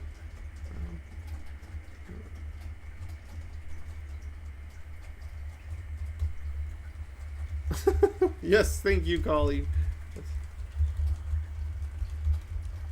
So for the next train, I will bring back the previous options that were running earlier and keep the options that were there. So there is the what could I run? I think some people would love passenger trains. If anyone wants a passenger train, put a hand, say it in the chat. And if someone, if people ask for a passenger train, I will give you two options, and then we will pick the other train running. Let's see if there are some people out there that wants a passenger train. Of course, it will be via rail for anyone wondering, because that's what I have. Was your new train line CP loco already run in? Mine was noisy at first, but now it's silent. Mine was already run in. I bought it used, actually. I got it for a steal. Like new but used for $60 Canadian. That is a steal of a deal. Couldn't be happier. And I did not add the ditch lights nor the what is it called, the classification lights that I always add yet.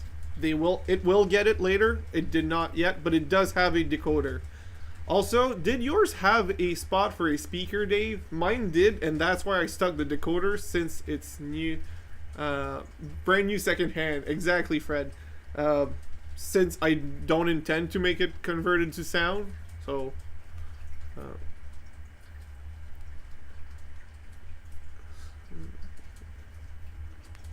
oh, nice, Paul. All right, see you later, Samuel. It was nice having you over.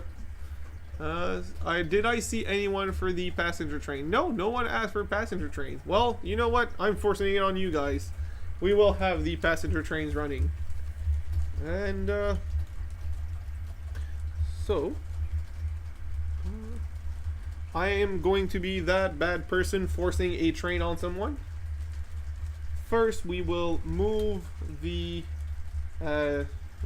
move a train out of the way, because it's we will stop the F units, because these will need to be out of the way, but in order to do that I need to set everything up. Yes, via. It will absolutely be a via, Colleen. I only have via except for one CP rail, but it's not in a running state right now.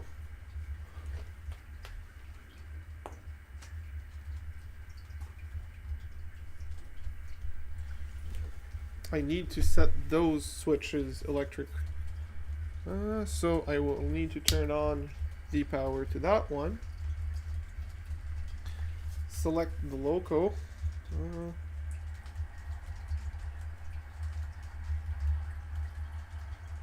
Please select via.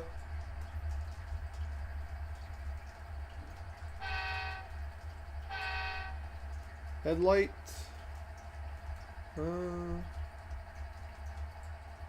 This is still not working, unfortunately.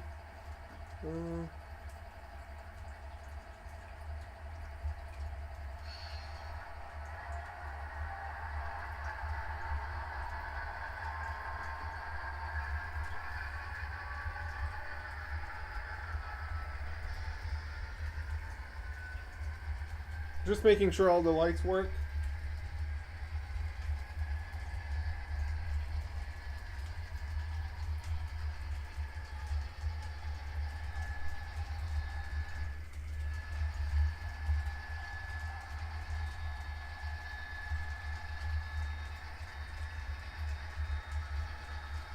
So,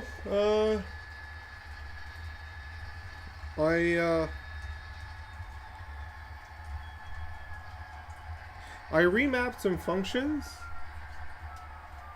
and the remapping was, I guess, not fully successful. because I don't see the options here. So this one works, the ditch light works, but not the number board, nor the, what's it called? The classification lights. I will need to look into it, but the train runs anyway, so we will use it as is. Now I will stop this CN so I can move. Actually, I don't have to.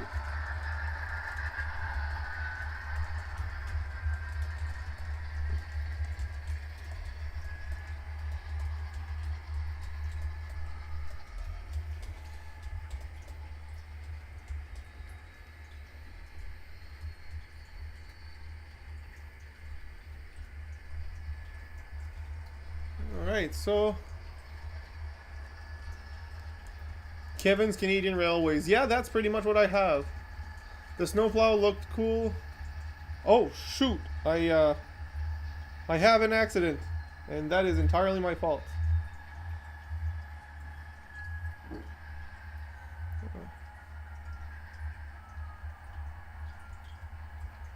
Oh, that's great, TCT. I could run the rotary snowplow later, actually, if you want to. That is actually absolutely an option. We could absolutely do that later. I will just park this on the siding so that I have a free spot. Nice.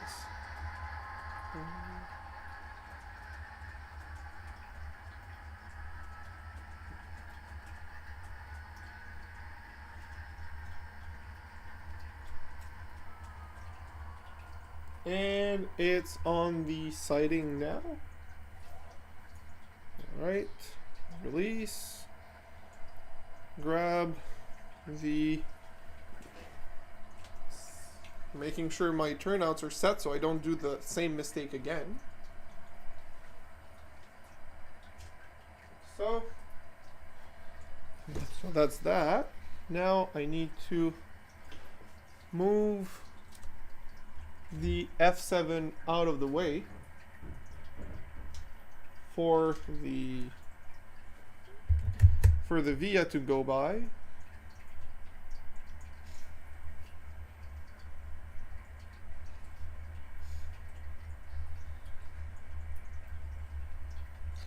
We will see, just making sure nothing froze.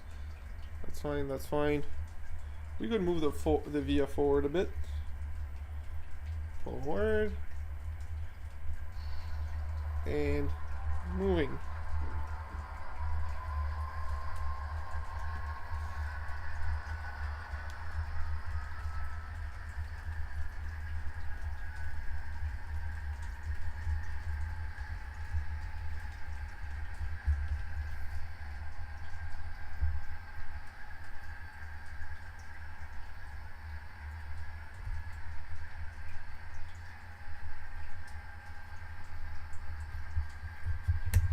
Right, let's bring it to its parking spot.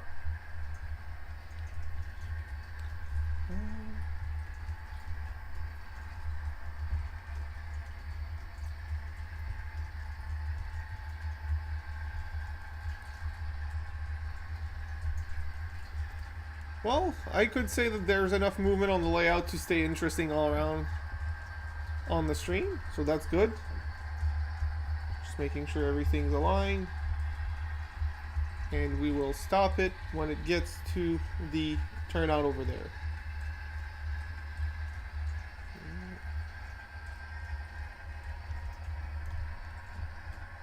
And there you go. Now I will switch back to the new loco that I got from Matthew. So I will select the current CN that's there, bring it over, and then I'll swap it for the CN that's here. We'll actually turn it around so that I can actually drive it up to the track. I'll do a little switching operation, quote unquote. So I will turn off my camera so you can see it properly, because I'm not as important. Turn off. Send power to the main, not the main, the loco. Oh. I forgot to flip the switch.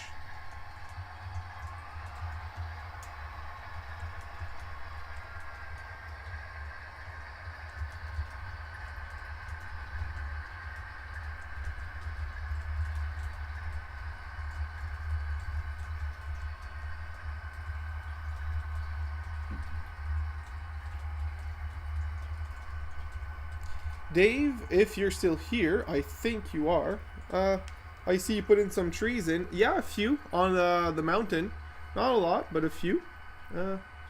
I see some bacon ranch. Need to make... so he just left. Shoot, I wanted to ask him a question. I'll ask him another time. That's fine. So mine are simply the some cheap Amazon trees for N scale of all things. And they worked fine on HO scale, so I just went with it. I couldn't be happier with the way they look, so I will not complain and I will just enjoy them. But they're just some basic thing. Still here. Alright. Wanted to ask you, does your MRC Prodigy DCC system has a USB port? Because setting up a Wi-Fi throttle controller on your phone works so good and it's so easy to do. Or if you can get a USB port for your controller, I would definitely recommend it. It works super easily, very little to no input delay. Highly recommend. So I will release the loco. I will.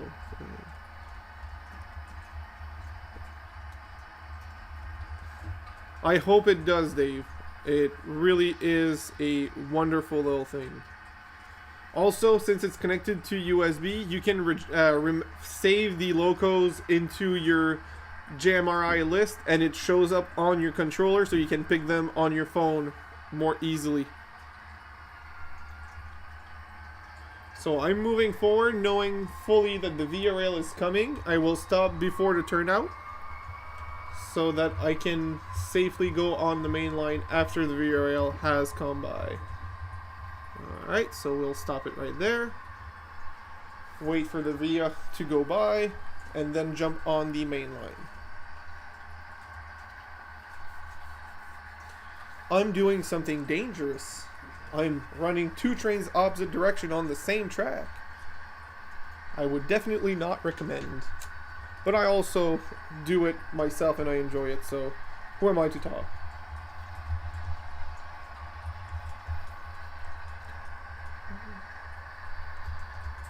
Alright, it's almost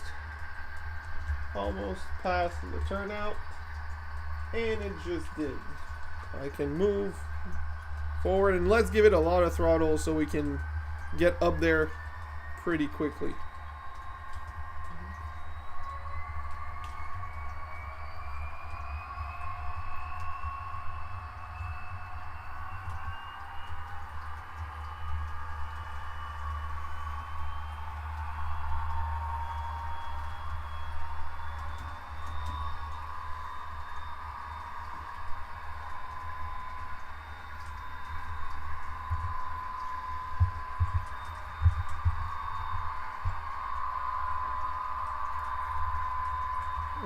Remember to turn that switch back. Yep.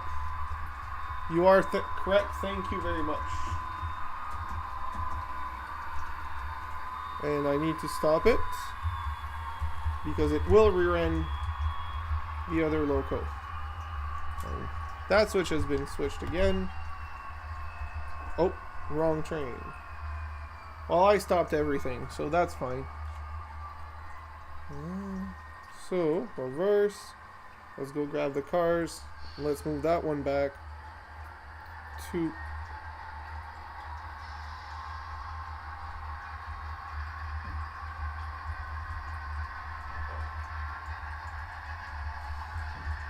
And it coupled successfully.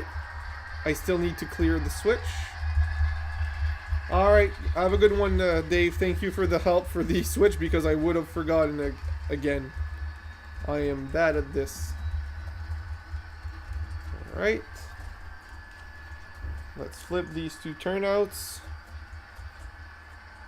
Let's switch loco to the GP9M. Yes.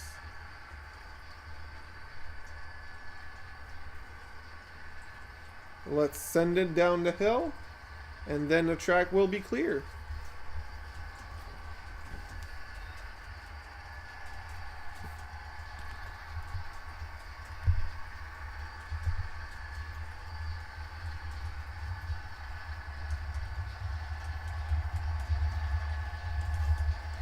So the inner track is clear. Now I am sending down the other loco just so I can clear that one out of the track, and then we will be good to go.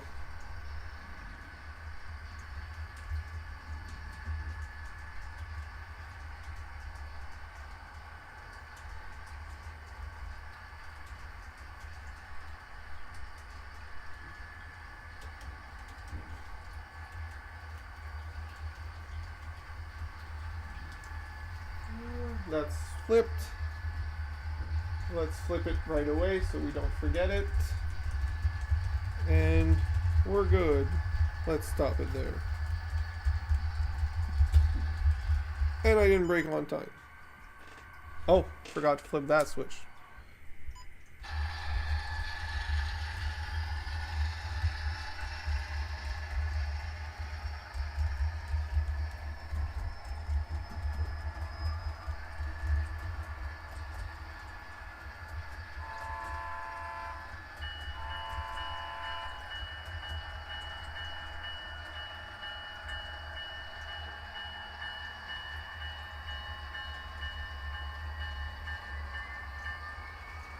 There you go.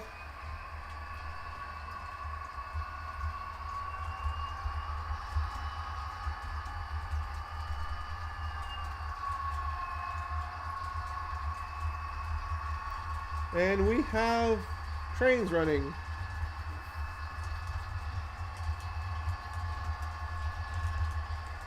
And unfortunately he left, but for Samuel I have a GE loco running. It's the P42, it's not a freight one, but it's still a GE loco.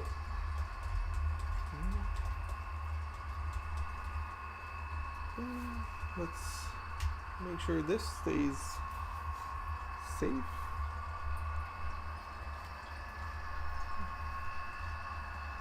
Now, well, the glue is not set. The glue is not set yet, but at least it is setting. I could try to find some patches to connect the two part of the tunnels, but I don't need to do it right now. We can just enjoy the trains.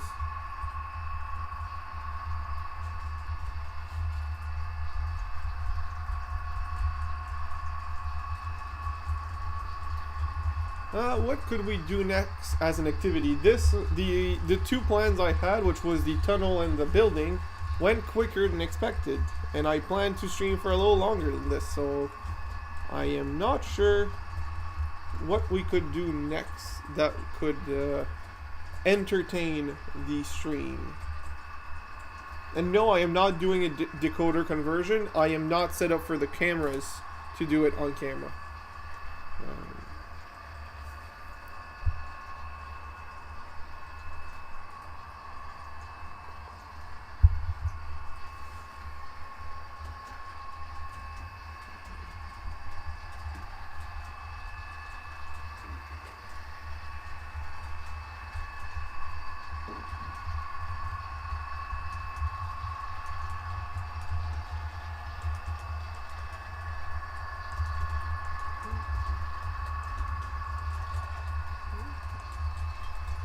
Does anyone has any requests for running specific stuff? And yes, I will be open to DC afterwards. I just wanted to run that.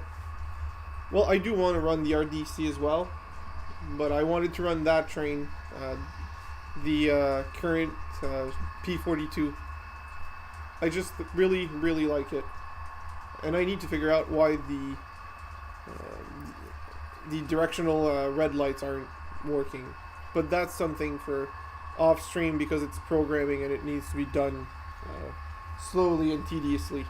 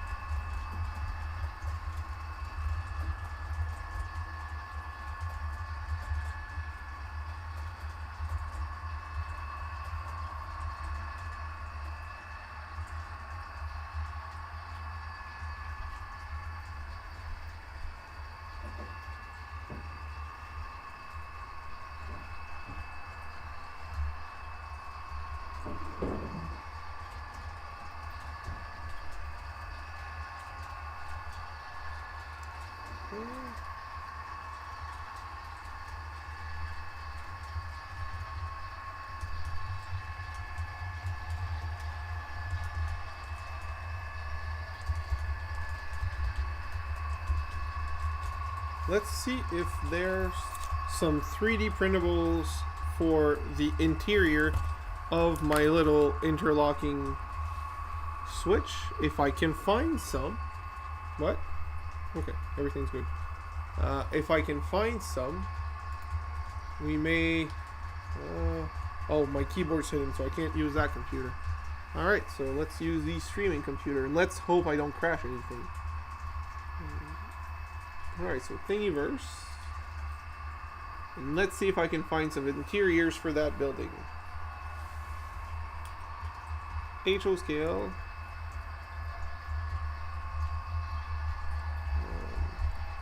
Enter. I'll just put interior.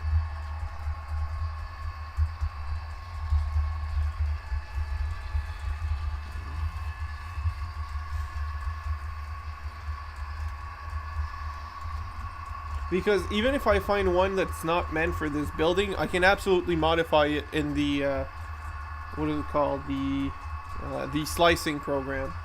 I could share my screen so you guys can see what I'm doing on the computer. It might be more interesting for you guys. Let me do that. Where is OBS? So, that is the camera screen. Let's turn it on. And it's going to show properties, search Thingiverse. Let's put it up, but also shrink it down so we can still see the trains. Because the trains are still the most interesting part of this stream. Like so. Alright, so let's get to searching for an interior and maybe actually modifying one. This could be modifiable. I could cut down. That could be decent. Because I need something that's pretty simple since my 3D printer is not the most detailed oriented. It's a great printer, just not detail oriented. I might end up have to do one myself, and that will have to be done off camera. So that's the unfortunate part. Those are passenger car interiors. Not what I'm looking for. Not what I'm looking for.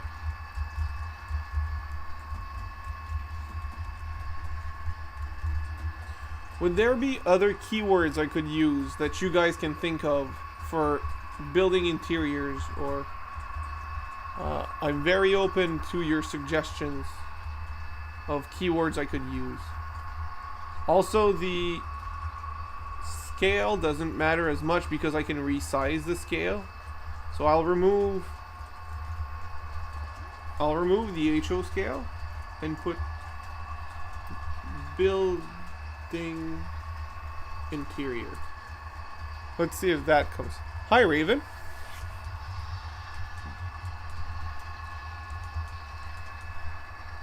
Let's see if that comes up with something.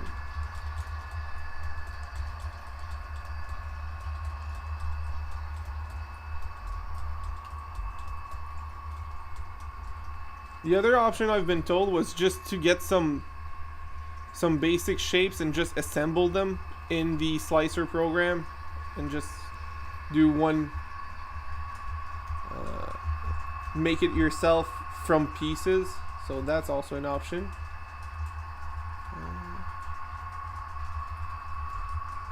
I think I will have to make it myself. And that might take a lot longer because I'm not on the right computer to do that.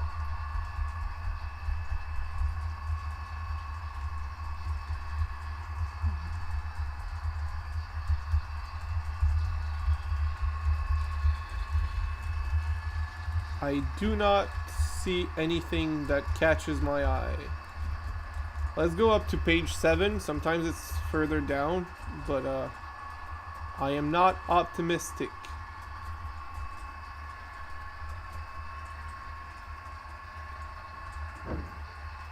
This is cool. This is not what I'm looking for, but this is really cool.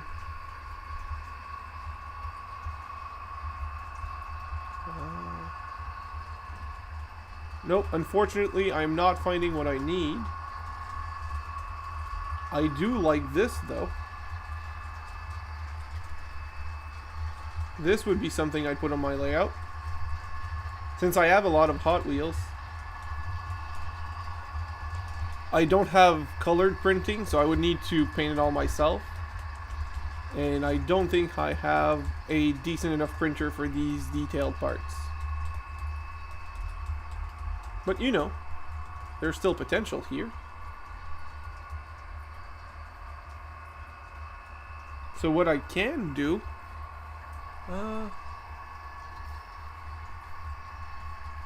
Oh, that sounds nice, Raven. Glad to hear. If anyone has any suggestion on what we could print that could be a quick print that we can actually work on afterwards, I'm very open to it. What is this?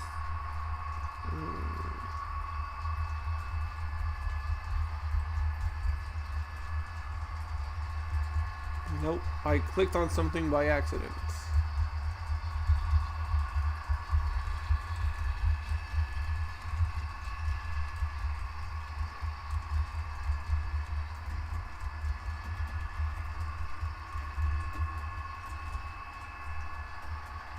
I think I will have to make it custom myself, and that I'm not doing on stream. I'm not used to it enough for this.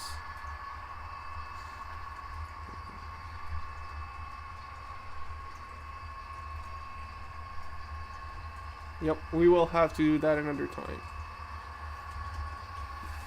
Alright, so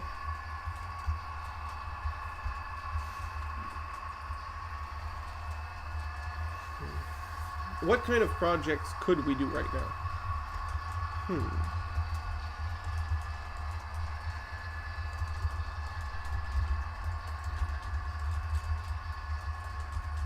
Nothing stops me from trying to wire in some lights for the building. I would need to drill for the wire to pass through, but that's a possibility. Interesting. That is an idea. An idea. Not a good idea, just an idea.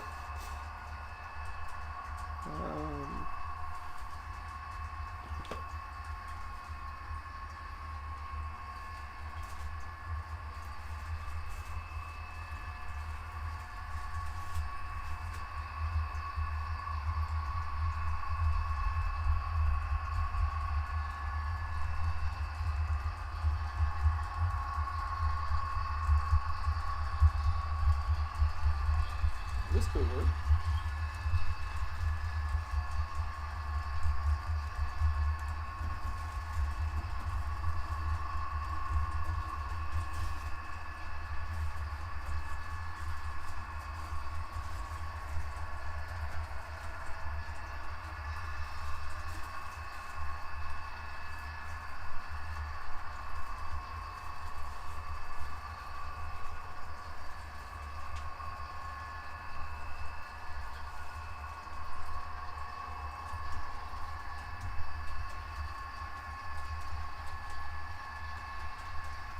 So I'm not set up to currently film myself solder the wires, but I can still solder the wires in and bring it to the layout while you guys watch the trains go by. That is an option.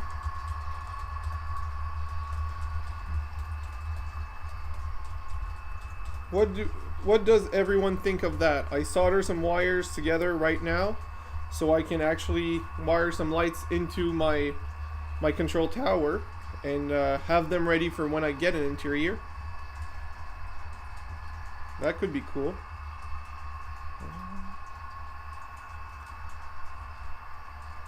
And I would put 2 lights, one for each floor. So if I go about this, the other one will be about this.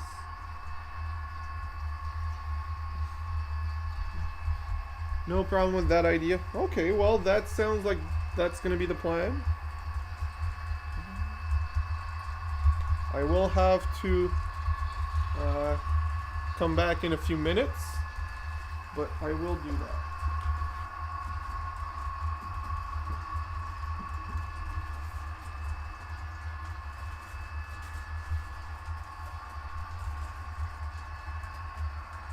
The only downside to this is you don't get the instant gratification of seeing me say the plan and then do it on YouTube, because this is a live stream. You guys have to wait for me to do it. But you know, it's a thing.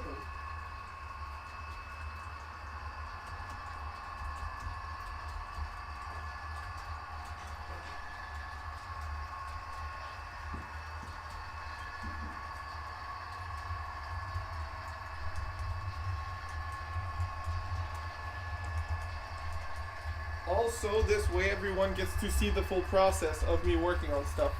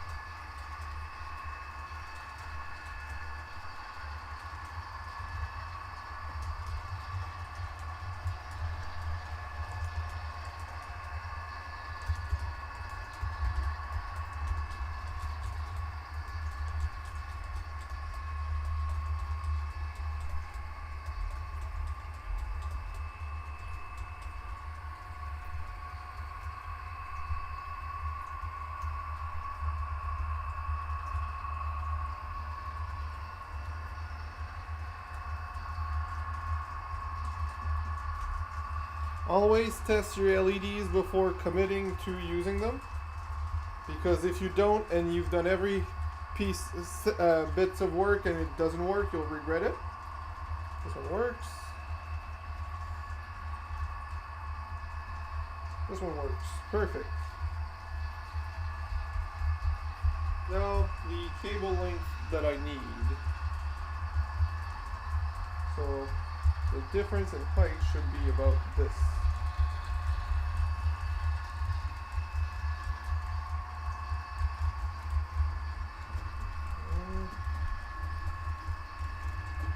A bit longer. on this. Yep, about that.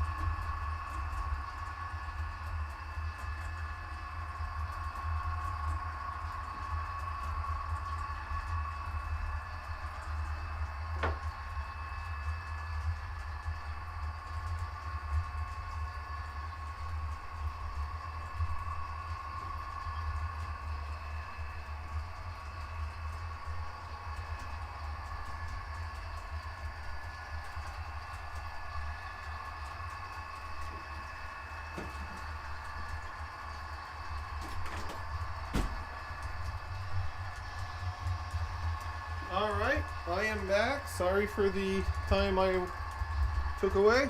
I will read the chat, but the whole wiring harness is done. It looks long, but it's gonna be worth it.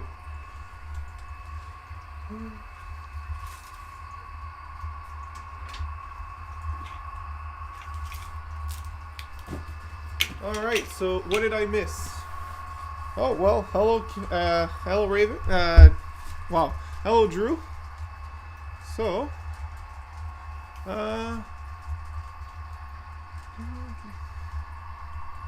live is always better. Yeah, well, better and not. Depends on if you wanted delays. If you didn't want delays, then lives are not better. So, I need to move the building to drill a hole for this to go through.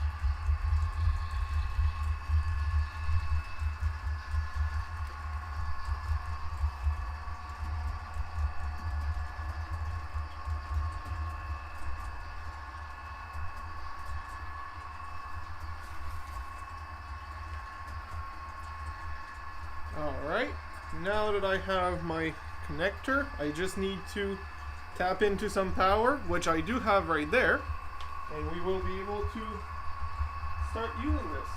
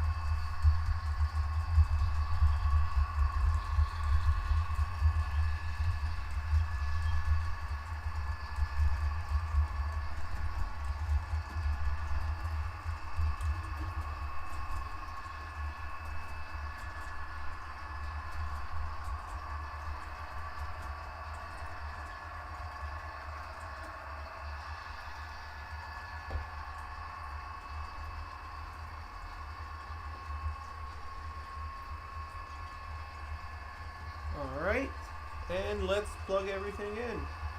Because yes, I use the plug.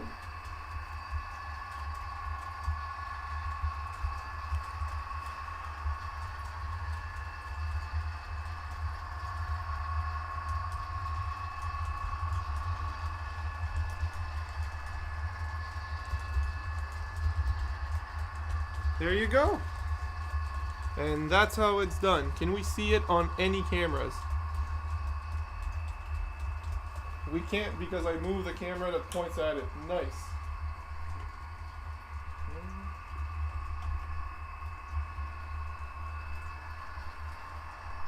Now we see it plugged. Now you see it unplugged. Plug, unplug. So that's done. That was also quicker than expected. I am Canadian Daniel. Yep.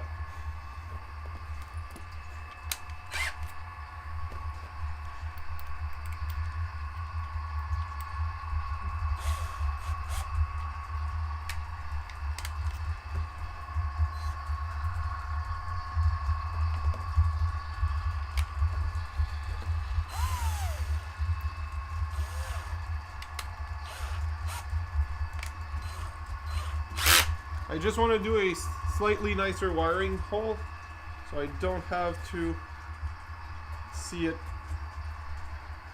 hang underneath.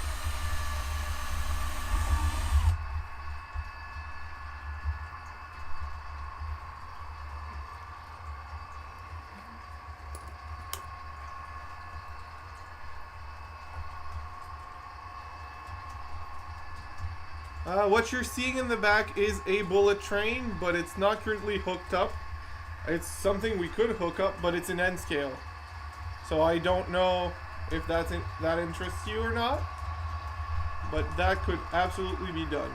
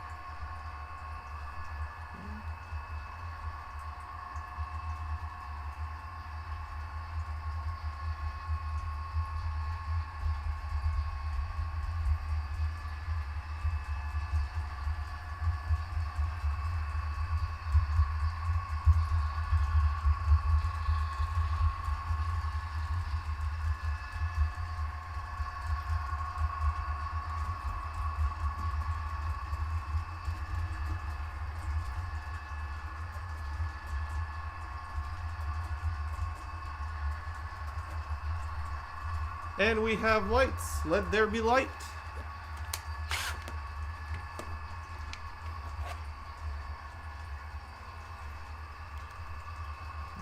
There you go.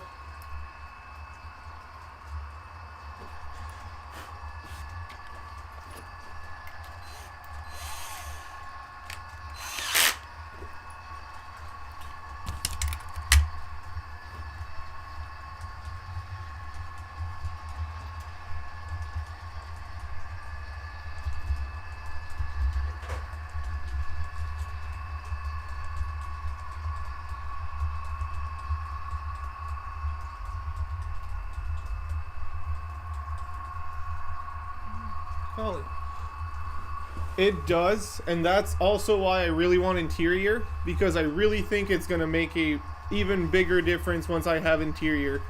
And since I have to design it all myself, I will make sure to have a path for the wires as well already integrated. And to make sure I don't have to redo all my wiring, I did put a plug on the wires so that I can just unplug it, pass the wire through, and plug it back in.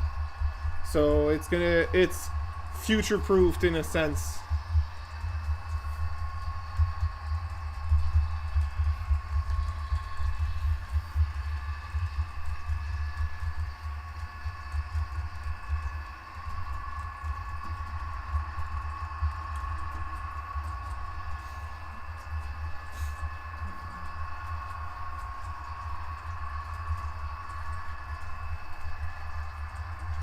So, the constant noise from the locos are getting a little bit more repetitive for me.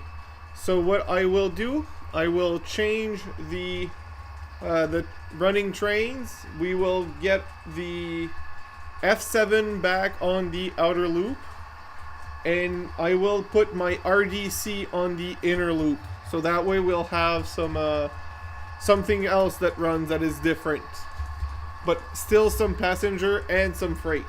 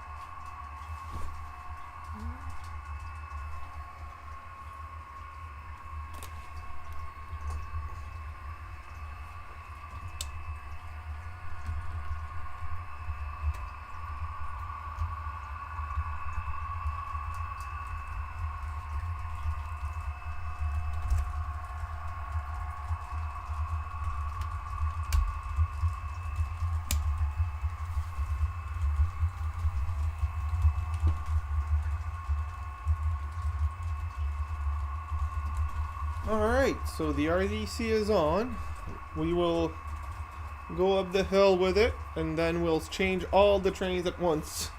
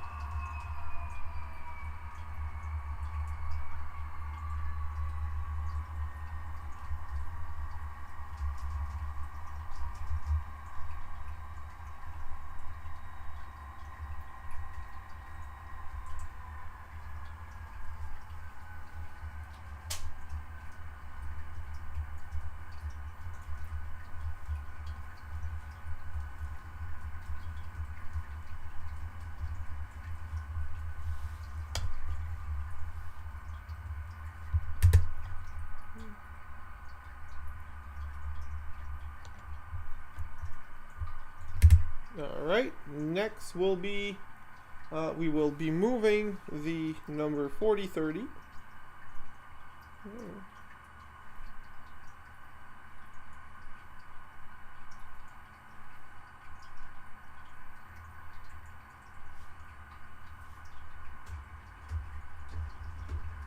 Oh.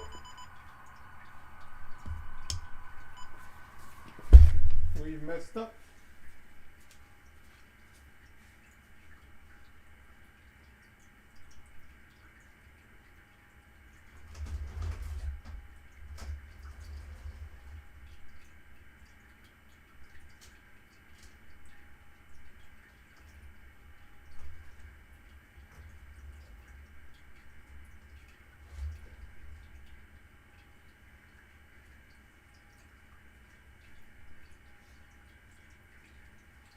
So I know exactly what the problem with that turnout is. I'm just not sure how I will fix it. That's why it's not fixed yet. So that way. This doesn't need to be on.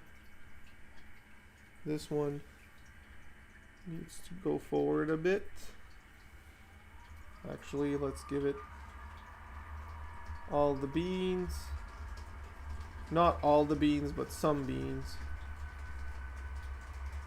Like so.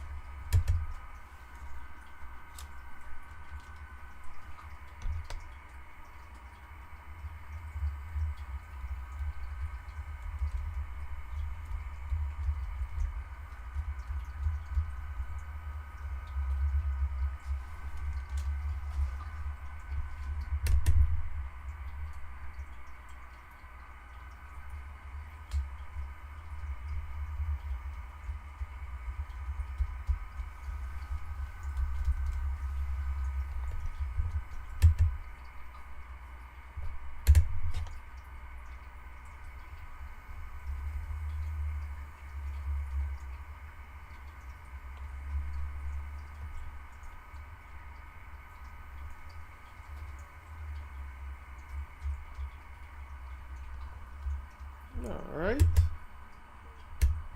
This is where it should be. This needs to be flipped.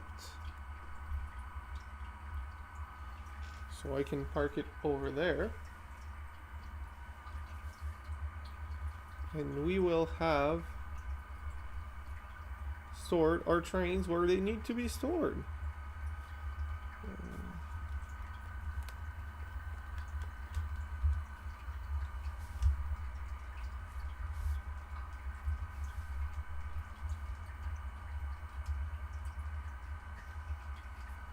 Alright. I'm done with this one. I'm done with this one. I can move forward the 4030 to where it should be.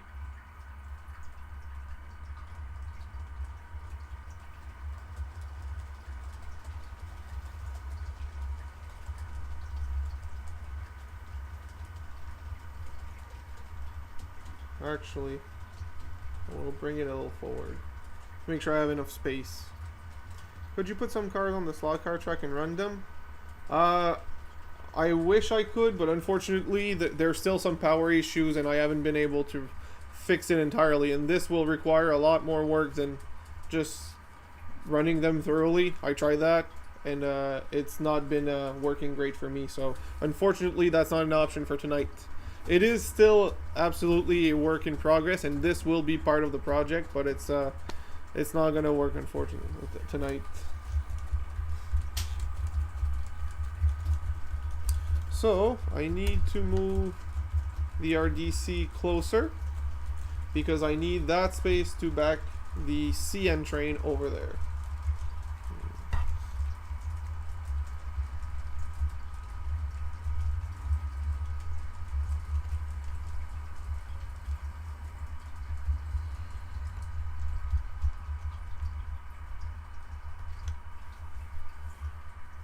Just want to confirm something. Like so. No.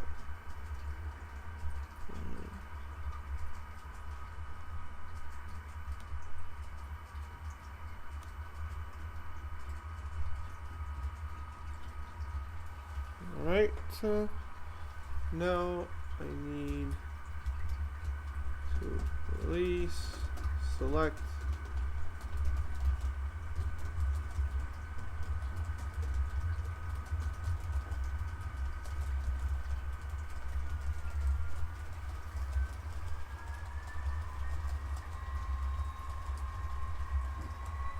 Oh, I lost the caboose.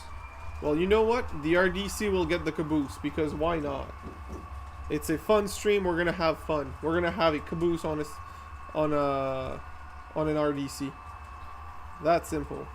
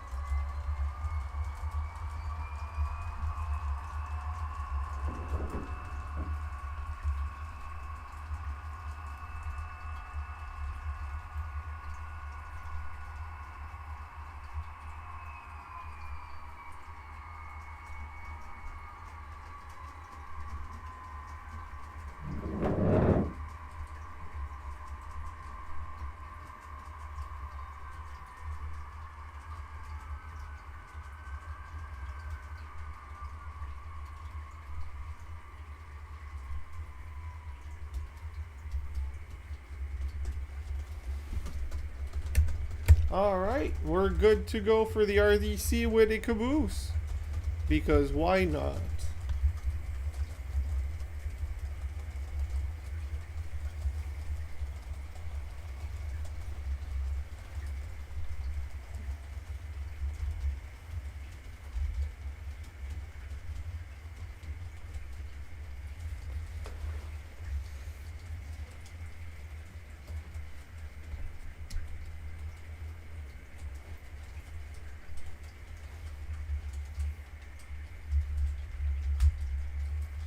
Is the glue dry? It seems to be close to being dry. Let's see if I can get it to move. Yep, it's drying. Nice. Well, mostly dry. It's dry enough that I can move it without destroying everything. Alright. Let's put it where I was thinking it would go. This. Yep, this seems to be the spot. So of course it'll need a mountain around it. This will not just be as is, but there will be a building above the tunnel, because I figured why not. It is a bit bigger than I expected. I don't know why, but I expected it to be smaller. Oh well. It looks cool. It looks cool regardless. I like it. I really do. The red roof was a good call. I really need to stain the wood so it becomes a little darker. But everything else is really good.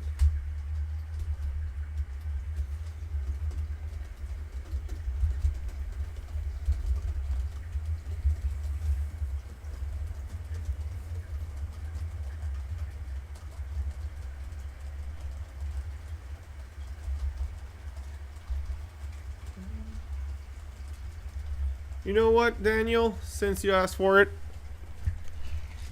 I'm gonna try. I don't think the slot car will work, but it costs me nothing to try it, and it gives us a chance to enjoy it if it starts working miraculously.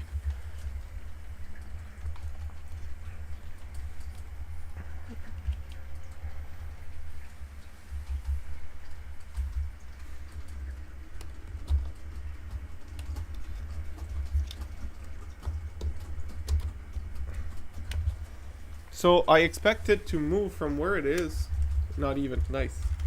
I will remove. Which car is it? It's the truck. Okay. I will remove the truck. Put it over here.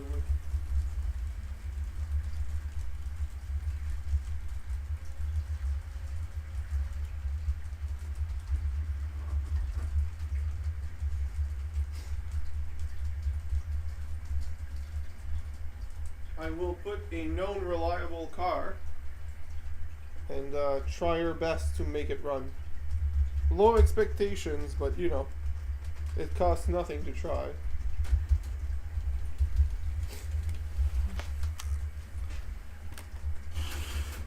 And that's what I expected. Power issues.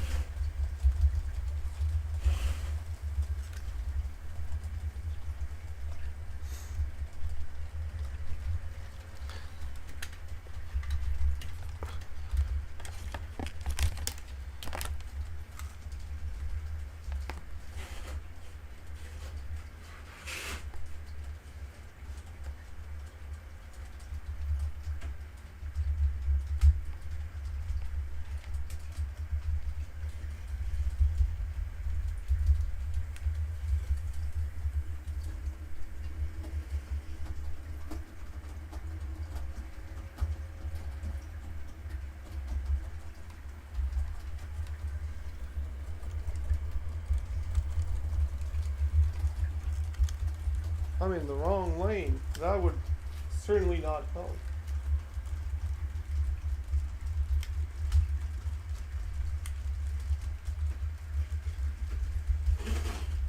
Well, that's a start.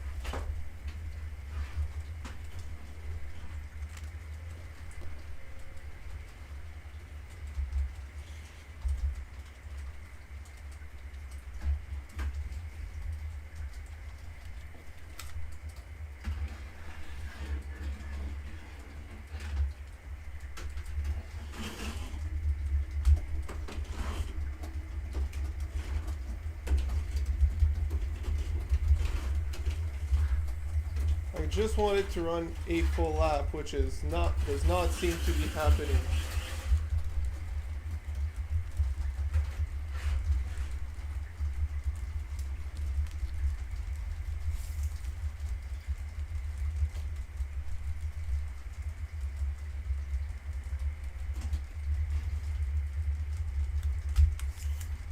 Hi, August. It's getting better, but there's still a whole section that just refuses to have power.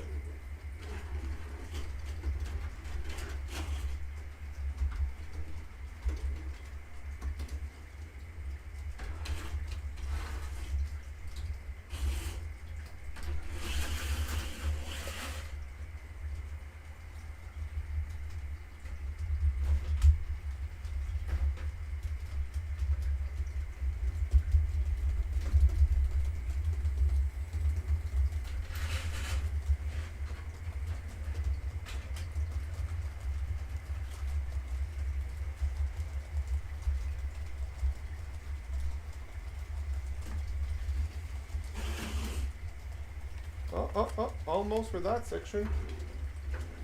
It's getting better. A lap at a time, but it's getting better.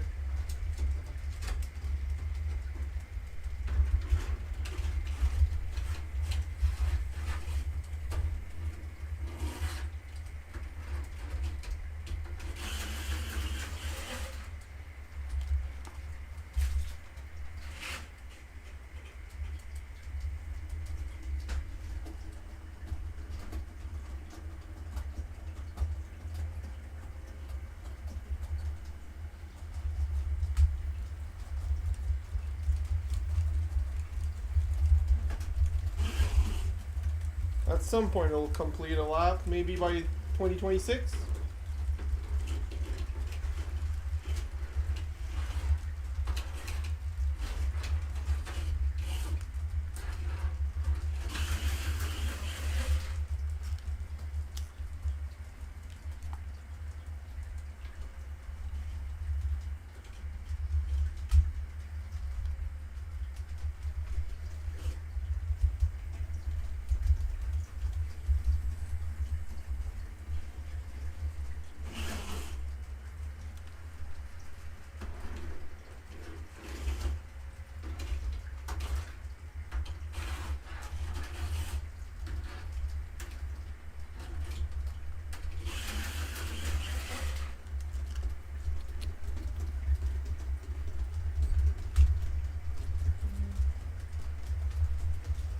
Alright, so let's look at the chat again. Yeah, good time for slot car fix. Yeah, I mean, if I have time for the in the channel right now, why not try, right? There's absolutely no reason not to try, even though it's not working.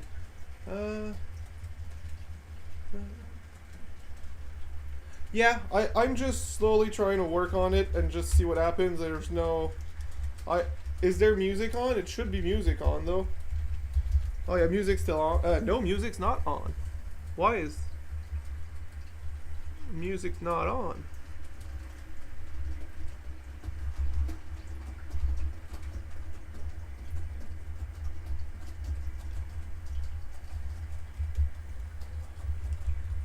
Something brought down the music level. Why is the music not playing? What?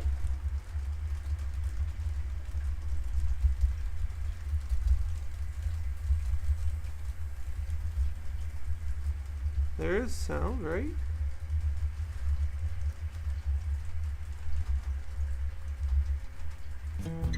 There you go. Alright, so music's too loud now. There you go. This should be good. Alright, so what is the caboose behind the cab car? Well, the RDC has a CN caboose behind it because it was left on the track by the previous train, and instead of taking it off, I thought it would be more fun. So that is correct. Kevin got it right. It's a CN caboose.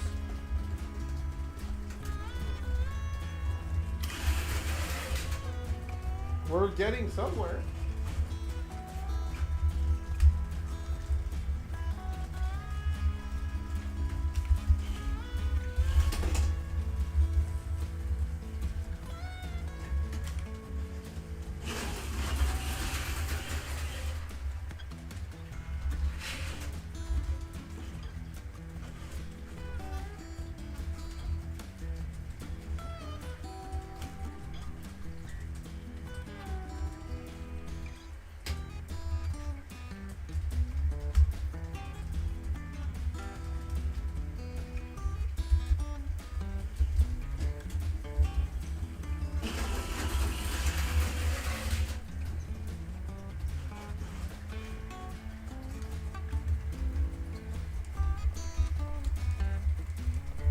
At some point we will be getting a full lap. I think it's heading towards actually doing a full lap.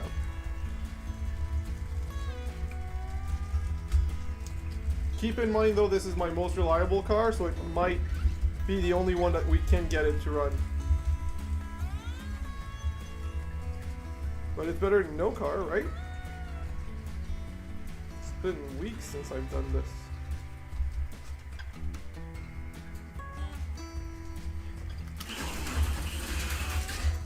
Holy shit.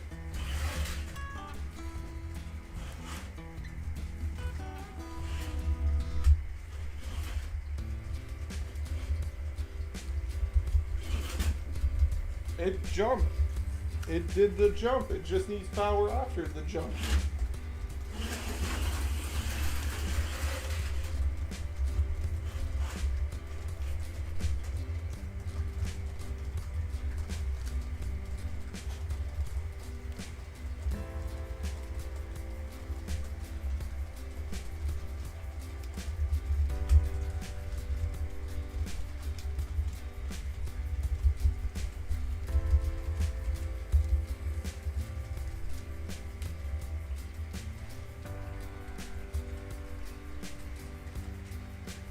We might see the slot car.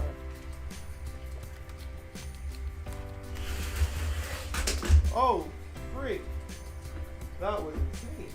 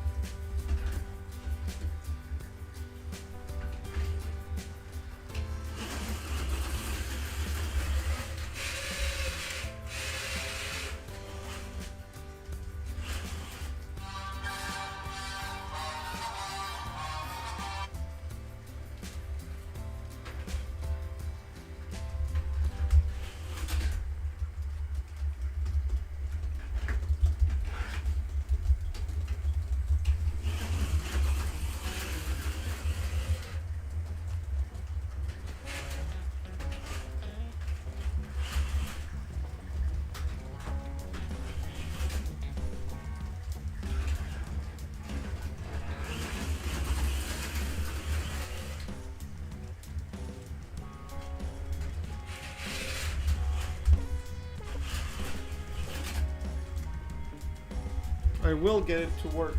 Don't lose hope, people. Don't lose hope.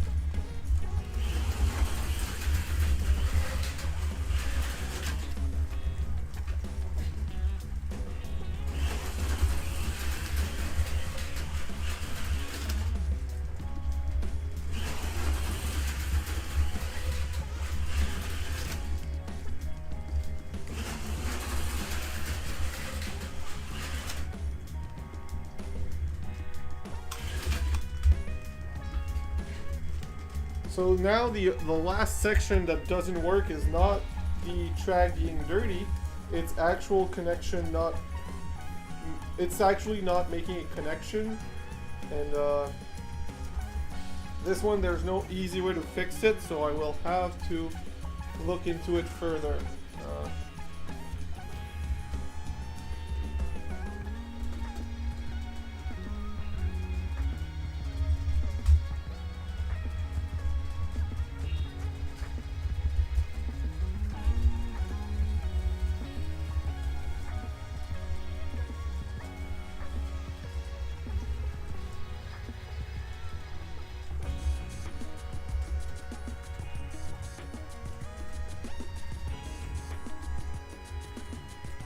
I'm not sure what I could do to improve the connection because there's proper contact, so I really don't know why it's not actually working.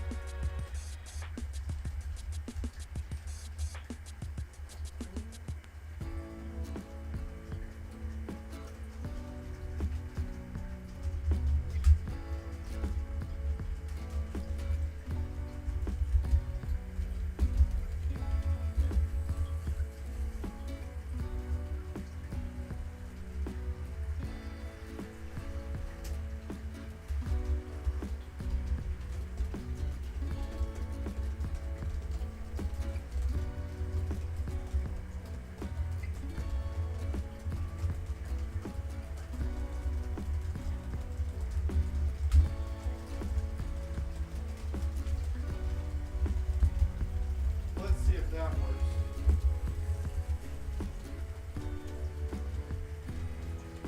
Oh boy. Nope, that's not it.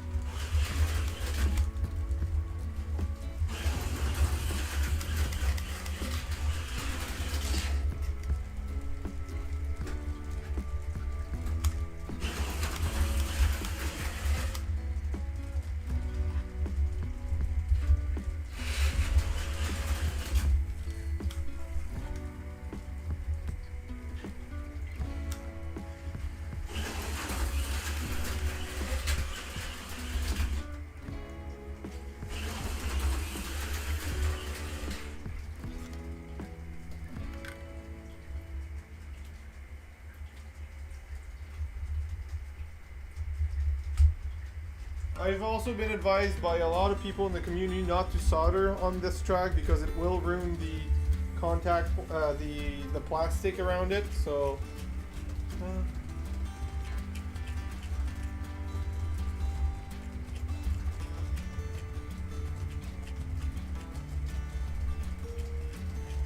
The only spot I have an actual dead spot is after the jump before the curve, and it is a connection issue, but even though I cleaned everything, it just doesn't want to connect, so I think I'll need to rip out this entire section, which unfortunately cannot be done easily.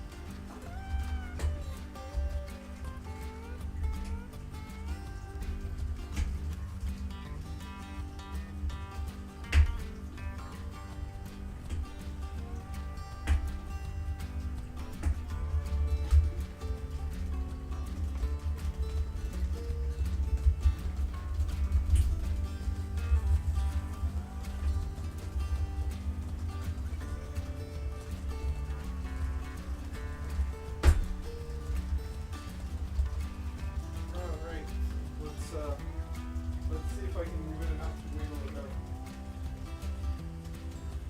Let's see if I can wiggle this out. Not sure, but let's try.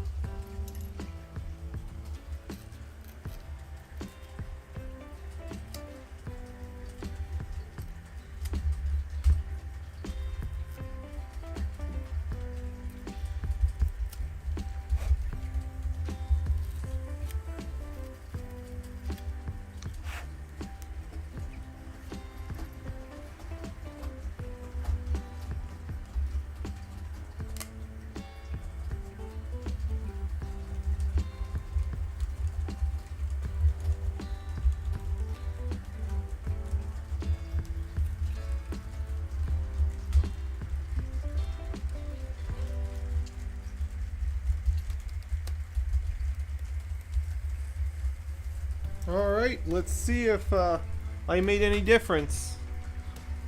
I genuinely don't think.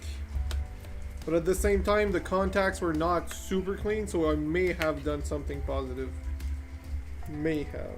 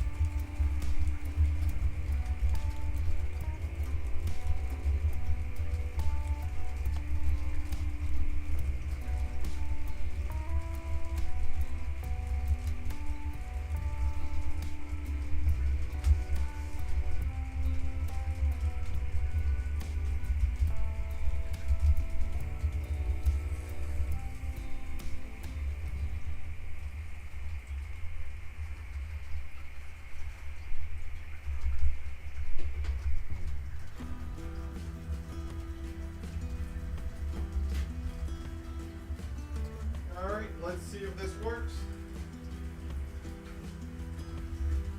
It may or may not work. We will see in a jiff. Okay, that's unrelated.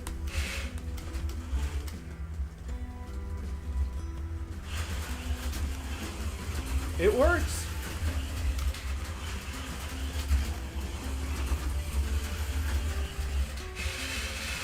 Oh.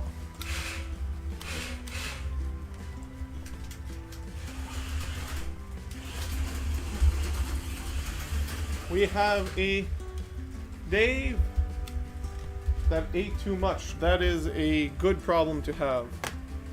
Now I need my stick to fix my car.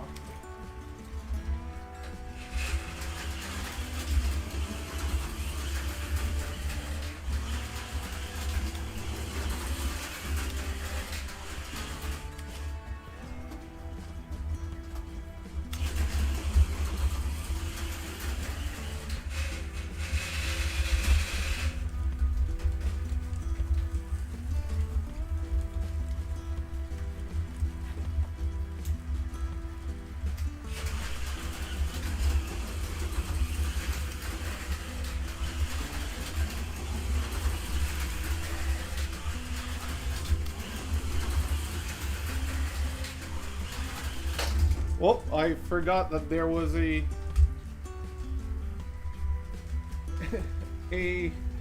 RDC running there.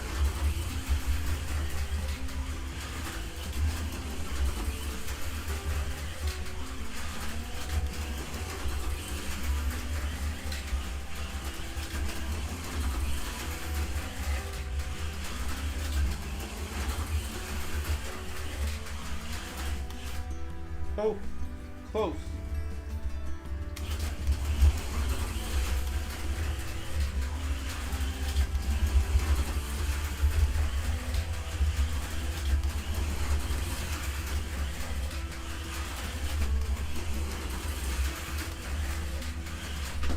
Whoop, an accident from a bad driver. That is very common when I take the slot cars out. There you go. Use the magnet. So what does the chat say? All right. I've missed a bit on the chat. My bad. All right. So. Oh boy, trains running. Fun time in my train room array. Nice. Good for you, Christopher. I'm happy as well. I'm doing better now that the slot cars are running again. Well, one of the track. I haven't fixed the other one. Well,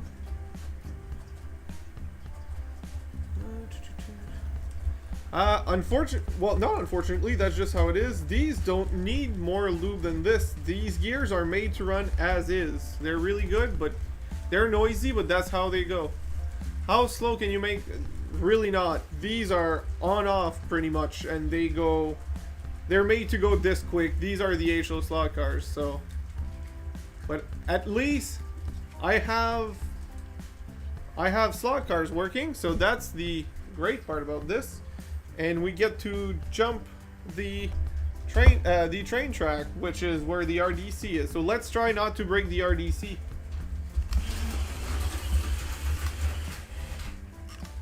I just need to learn to be faster at the drop section, which is the yellow part, because it has a it doesn't actually roll down, it needs to jump down.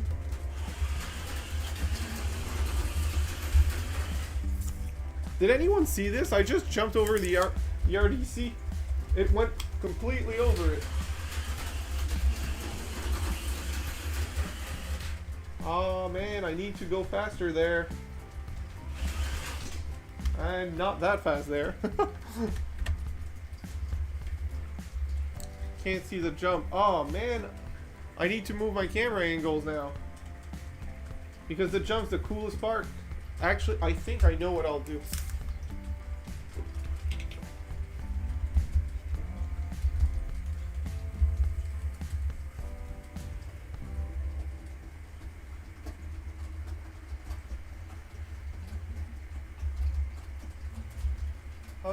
attach this so that it makes sense. Because this needs to go right there. And it's not holding because it's not screwed in. How does the angle look?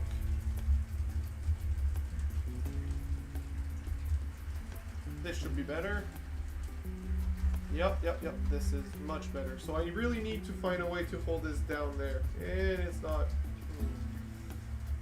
Give me a minute. I know it's off angle, but I will find a way to make it work. That is 100% true. I need to make this work. I really want this to work. Because it's looking great, honestly. That is an amazing angle that still catches the bridge in the back, but also catches the jump very well.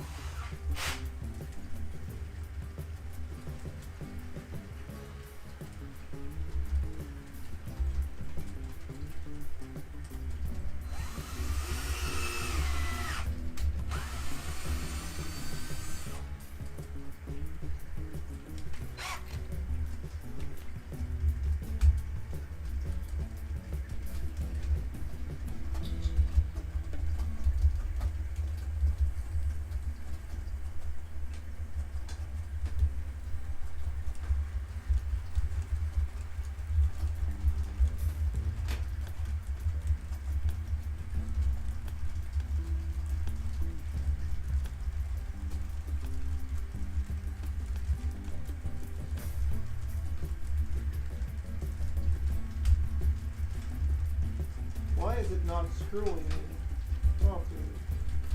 It's not going in.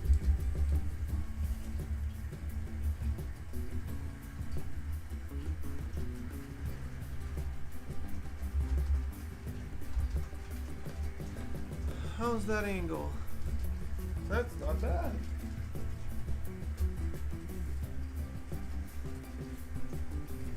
I think that will look pretty sharp.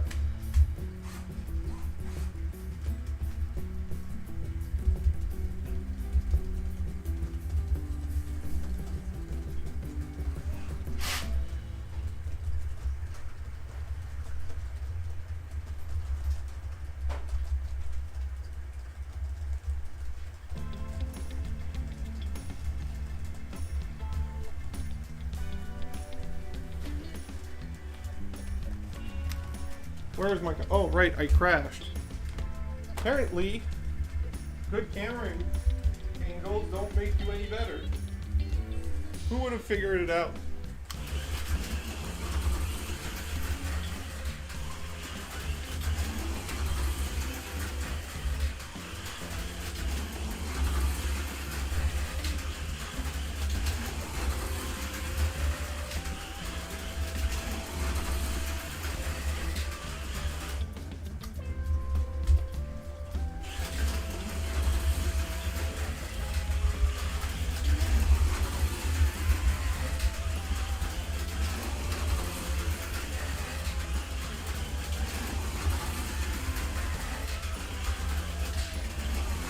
I did not make the jump. I bought it actually.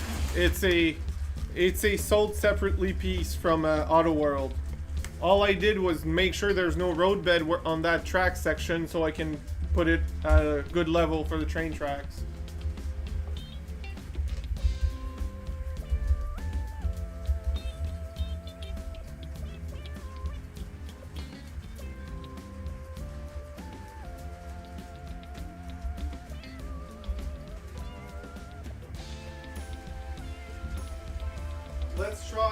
Let's try a few more cars that I have. Some of them are almost as reliable, so we might be able to get away with those.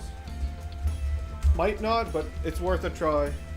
I said it was worth a try earlier, and look where we're at.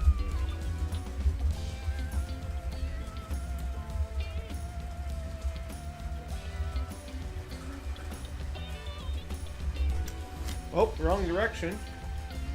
That'll do something.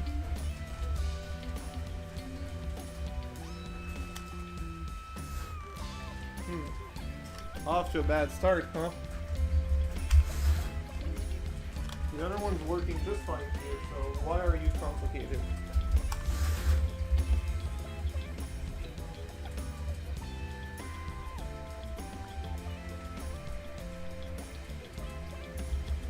No, stop turning, camera. Stop turning.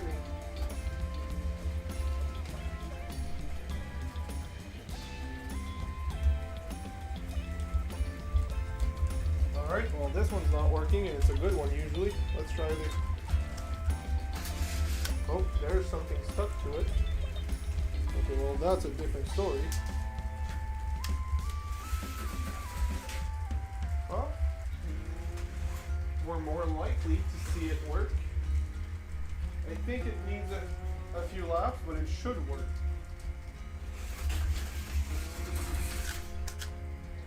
I think this one has a chance. Hello, Dan.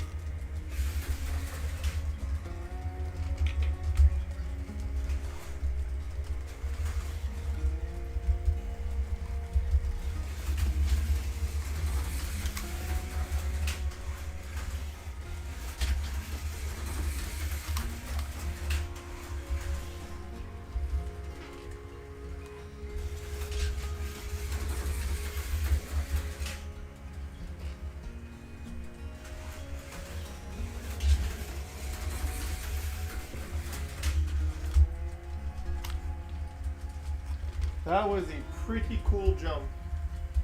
But fortunately, most of my cars don't seem to be performing tonight. I think they've been stopped for so long that they've forgotten what it is to run, which is my fault.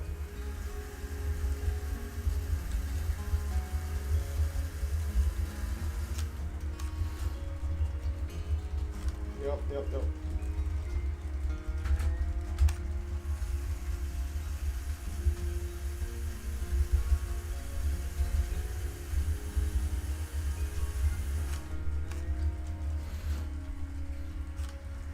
It's just not, most of my cars are just not performing as they should, but there's still hope. I still have some cars that run, and may have something special underneath here that I could try. Alright, so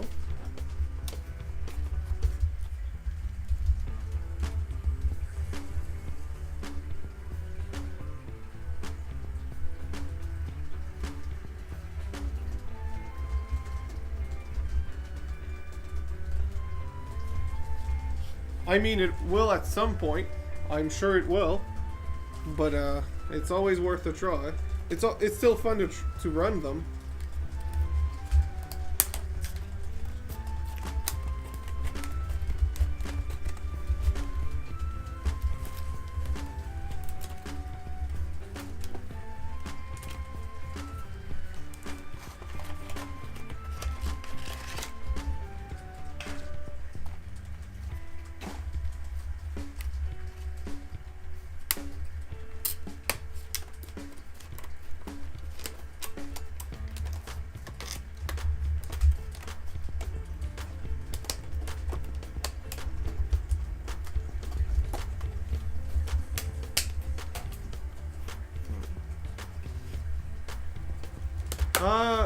It's a mix of both TCT. If you look at my channel, there are some clips of some videos of me building and a lot of me just explaining what I've done. So, but it mostly went just straight into it and then saw what happened.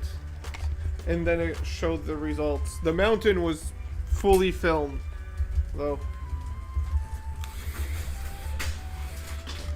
Whoa. This one's quicker than quick.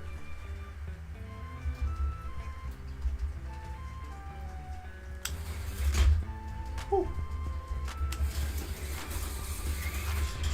It's brand new. I don't want to break it. Come on. Okay, it's good. This one doesn't stick as much as the other ones. Huh.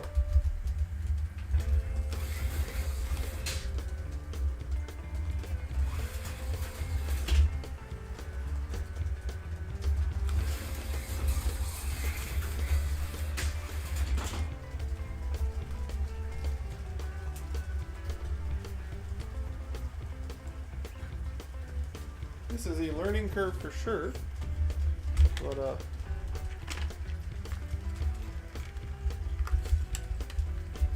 this is the thing with these new cars.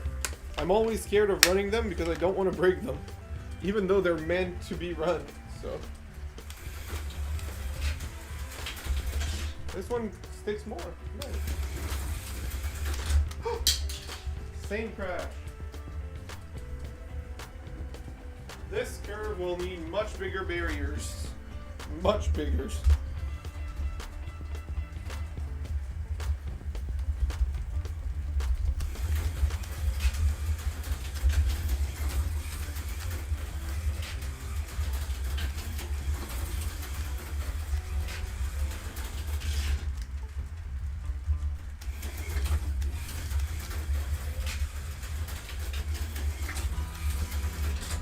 No, come on. I let out the throttle. Why did you fall out?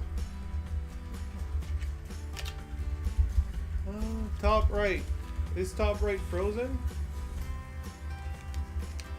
No? Oh, big brick. Oh yeah, thank you. So that was not actually custom made. This was a cheap bridge that I found at a hobby shop used for $3, and it's just this. I painted it silver because it was just a matte gray, and it's been on the layout as is ever since. It's just a piece of wood with the track on. The wonders of paint. A bit of paint made it look so much better. But it's nothing very special, honestly.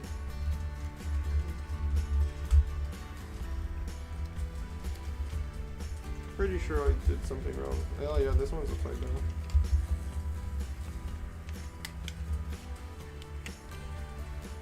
So,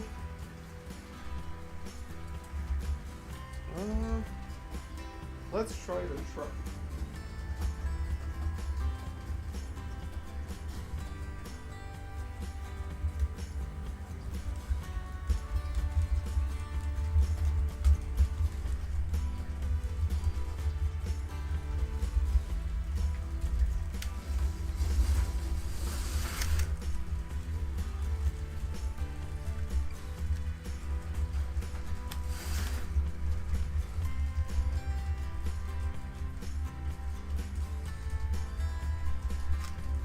Why does this one lose connection over there like two others but not all of them? That is weird. They should either all have power or none of them. Oh.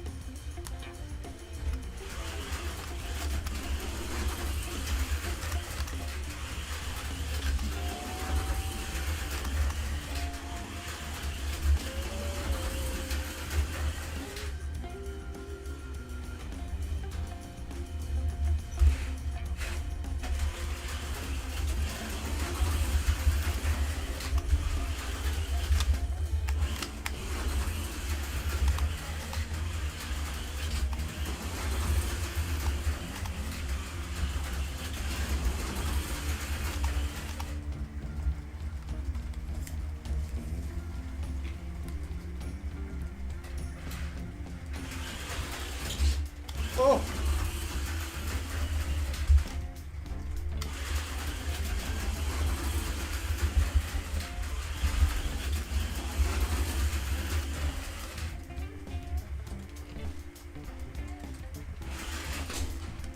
Oh boy, I hit the rail car pretty hard.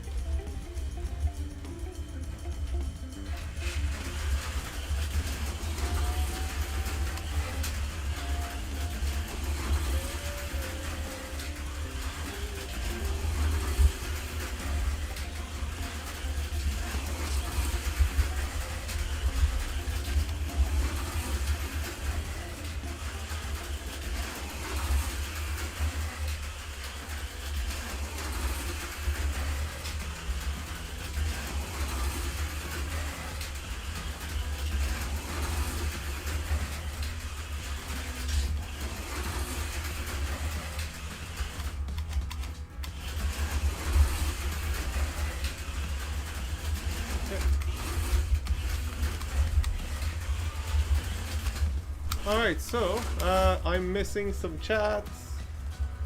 Oh. Alright, so, Kev, why not cut the bottom leg? Sorry, let's start that sentence over. Why not cut the bottom legs of the jump and extend them up an inch with some plastics so it jumps over everything? So, I wanted the interaction with the trains to make the race more complicated when I race with other people. I wanted it to be a challenge to know if I can pass or not, right? That, if anything, I would cut them shorter so it doesn't jump over most of the cars, only the flat cars. But for now, I'll keep it as is, but I'm seriously thinking of dropping the jump lower so that it's even more challenging to know what it jumps over or not. Because right now, only the motor part of the RDC and the cupola on top of the caboose doesn't go through, but I wanna block people. I think it's more fun.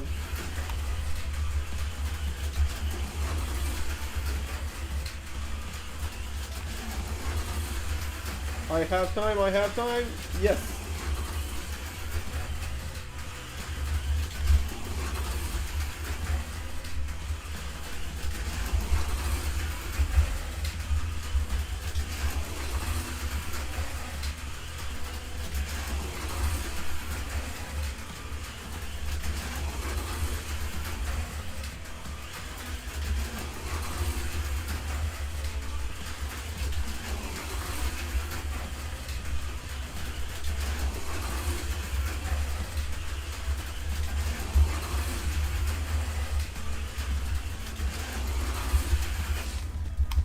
So, now all I'm thinking about is extending the slot car track to have a longer racetrack. I have a lot more track pieces here, so honestly at this point only my imagination's what's stopping me from extending this. And I think I will. There's some space back here that could be very much useful. Not useful, but could be used there. There is a lot of space there I could use. Even go over here. I think this could be great. So, not a bad idea. So, I had intended to stop the stream at 7:30. It's 7:28. I still have not eaten yet, and I need to go make supper before eating it. So, I think I will run 5 more. Just go for another 2 or 3 minutes, just so that we can get a few more laps in the slot car department. And I will call it a day for tonight. I hope everyone enjoyed the stream. Don't forget to like it. Don't forget to subscribe if you're not subscribed, but I know everyone in the chat is. That is the perk of this chat. And come back next week for more of this. And I don't know if it'll be N scale or more of this next week, but we'll get something crazy going on again for sure. So have a good one, and see you next week. Well, my car's not moving. Of course, off to great note.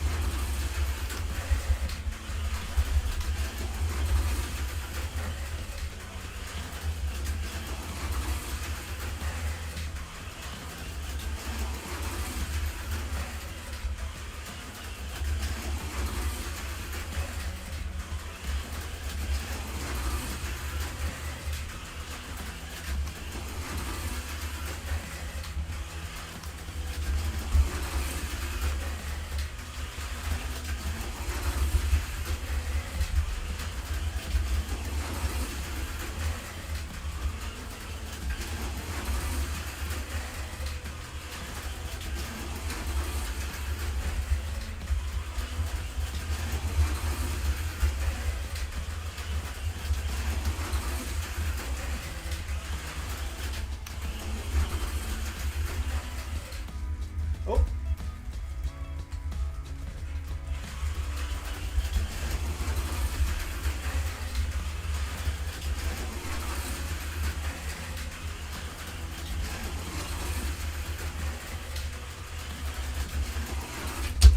Well, that's a way to end it. Good night, everyone. It was nice seeing you all.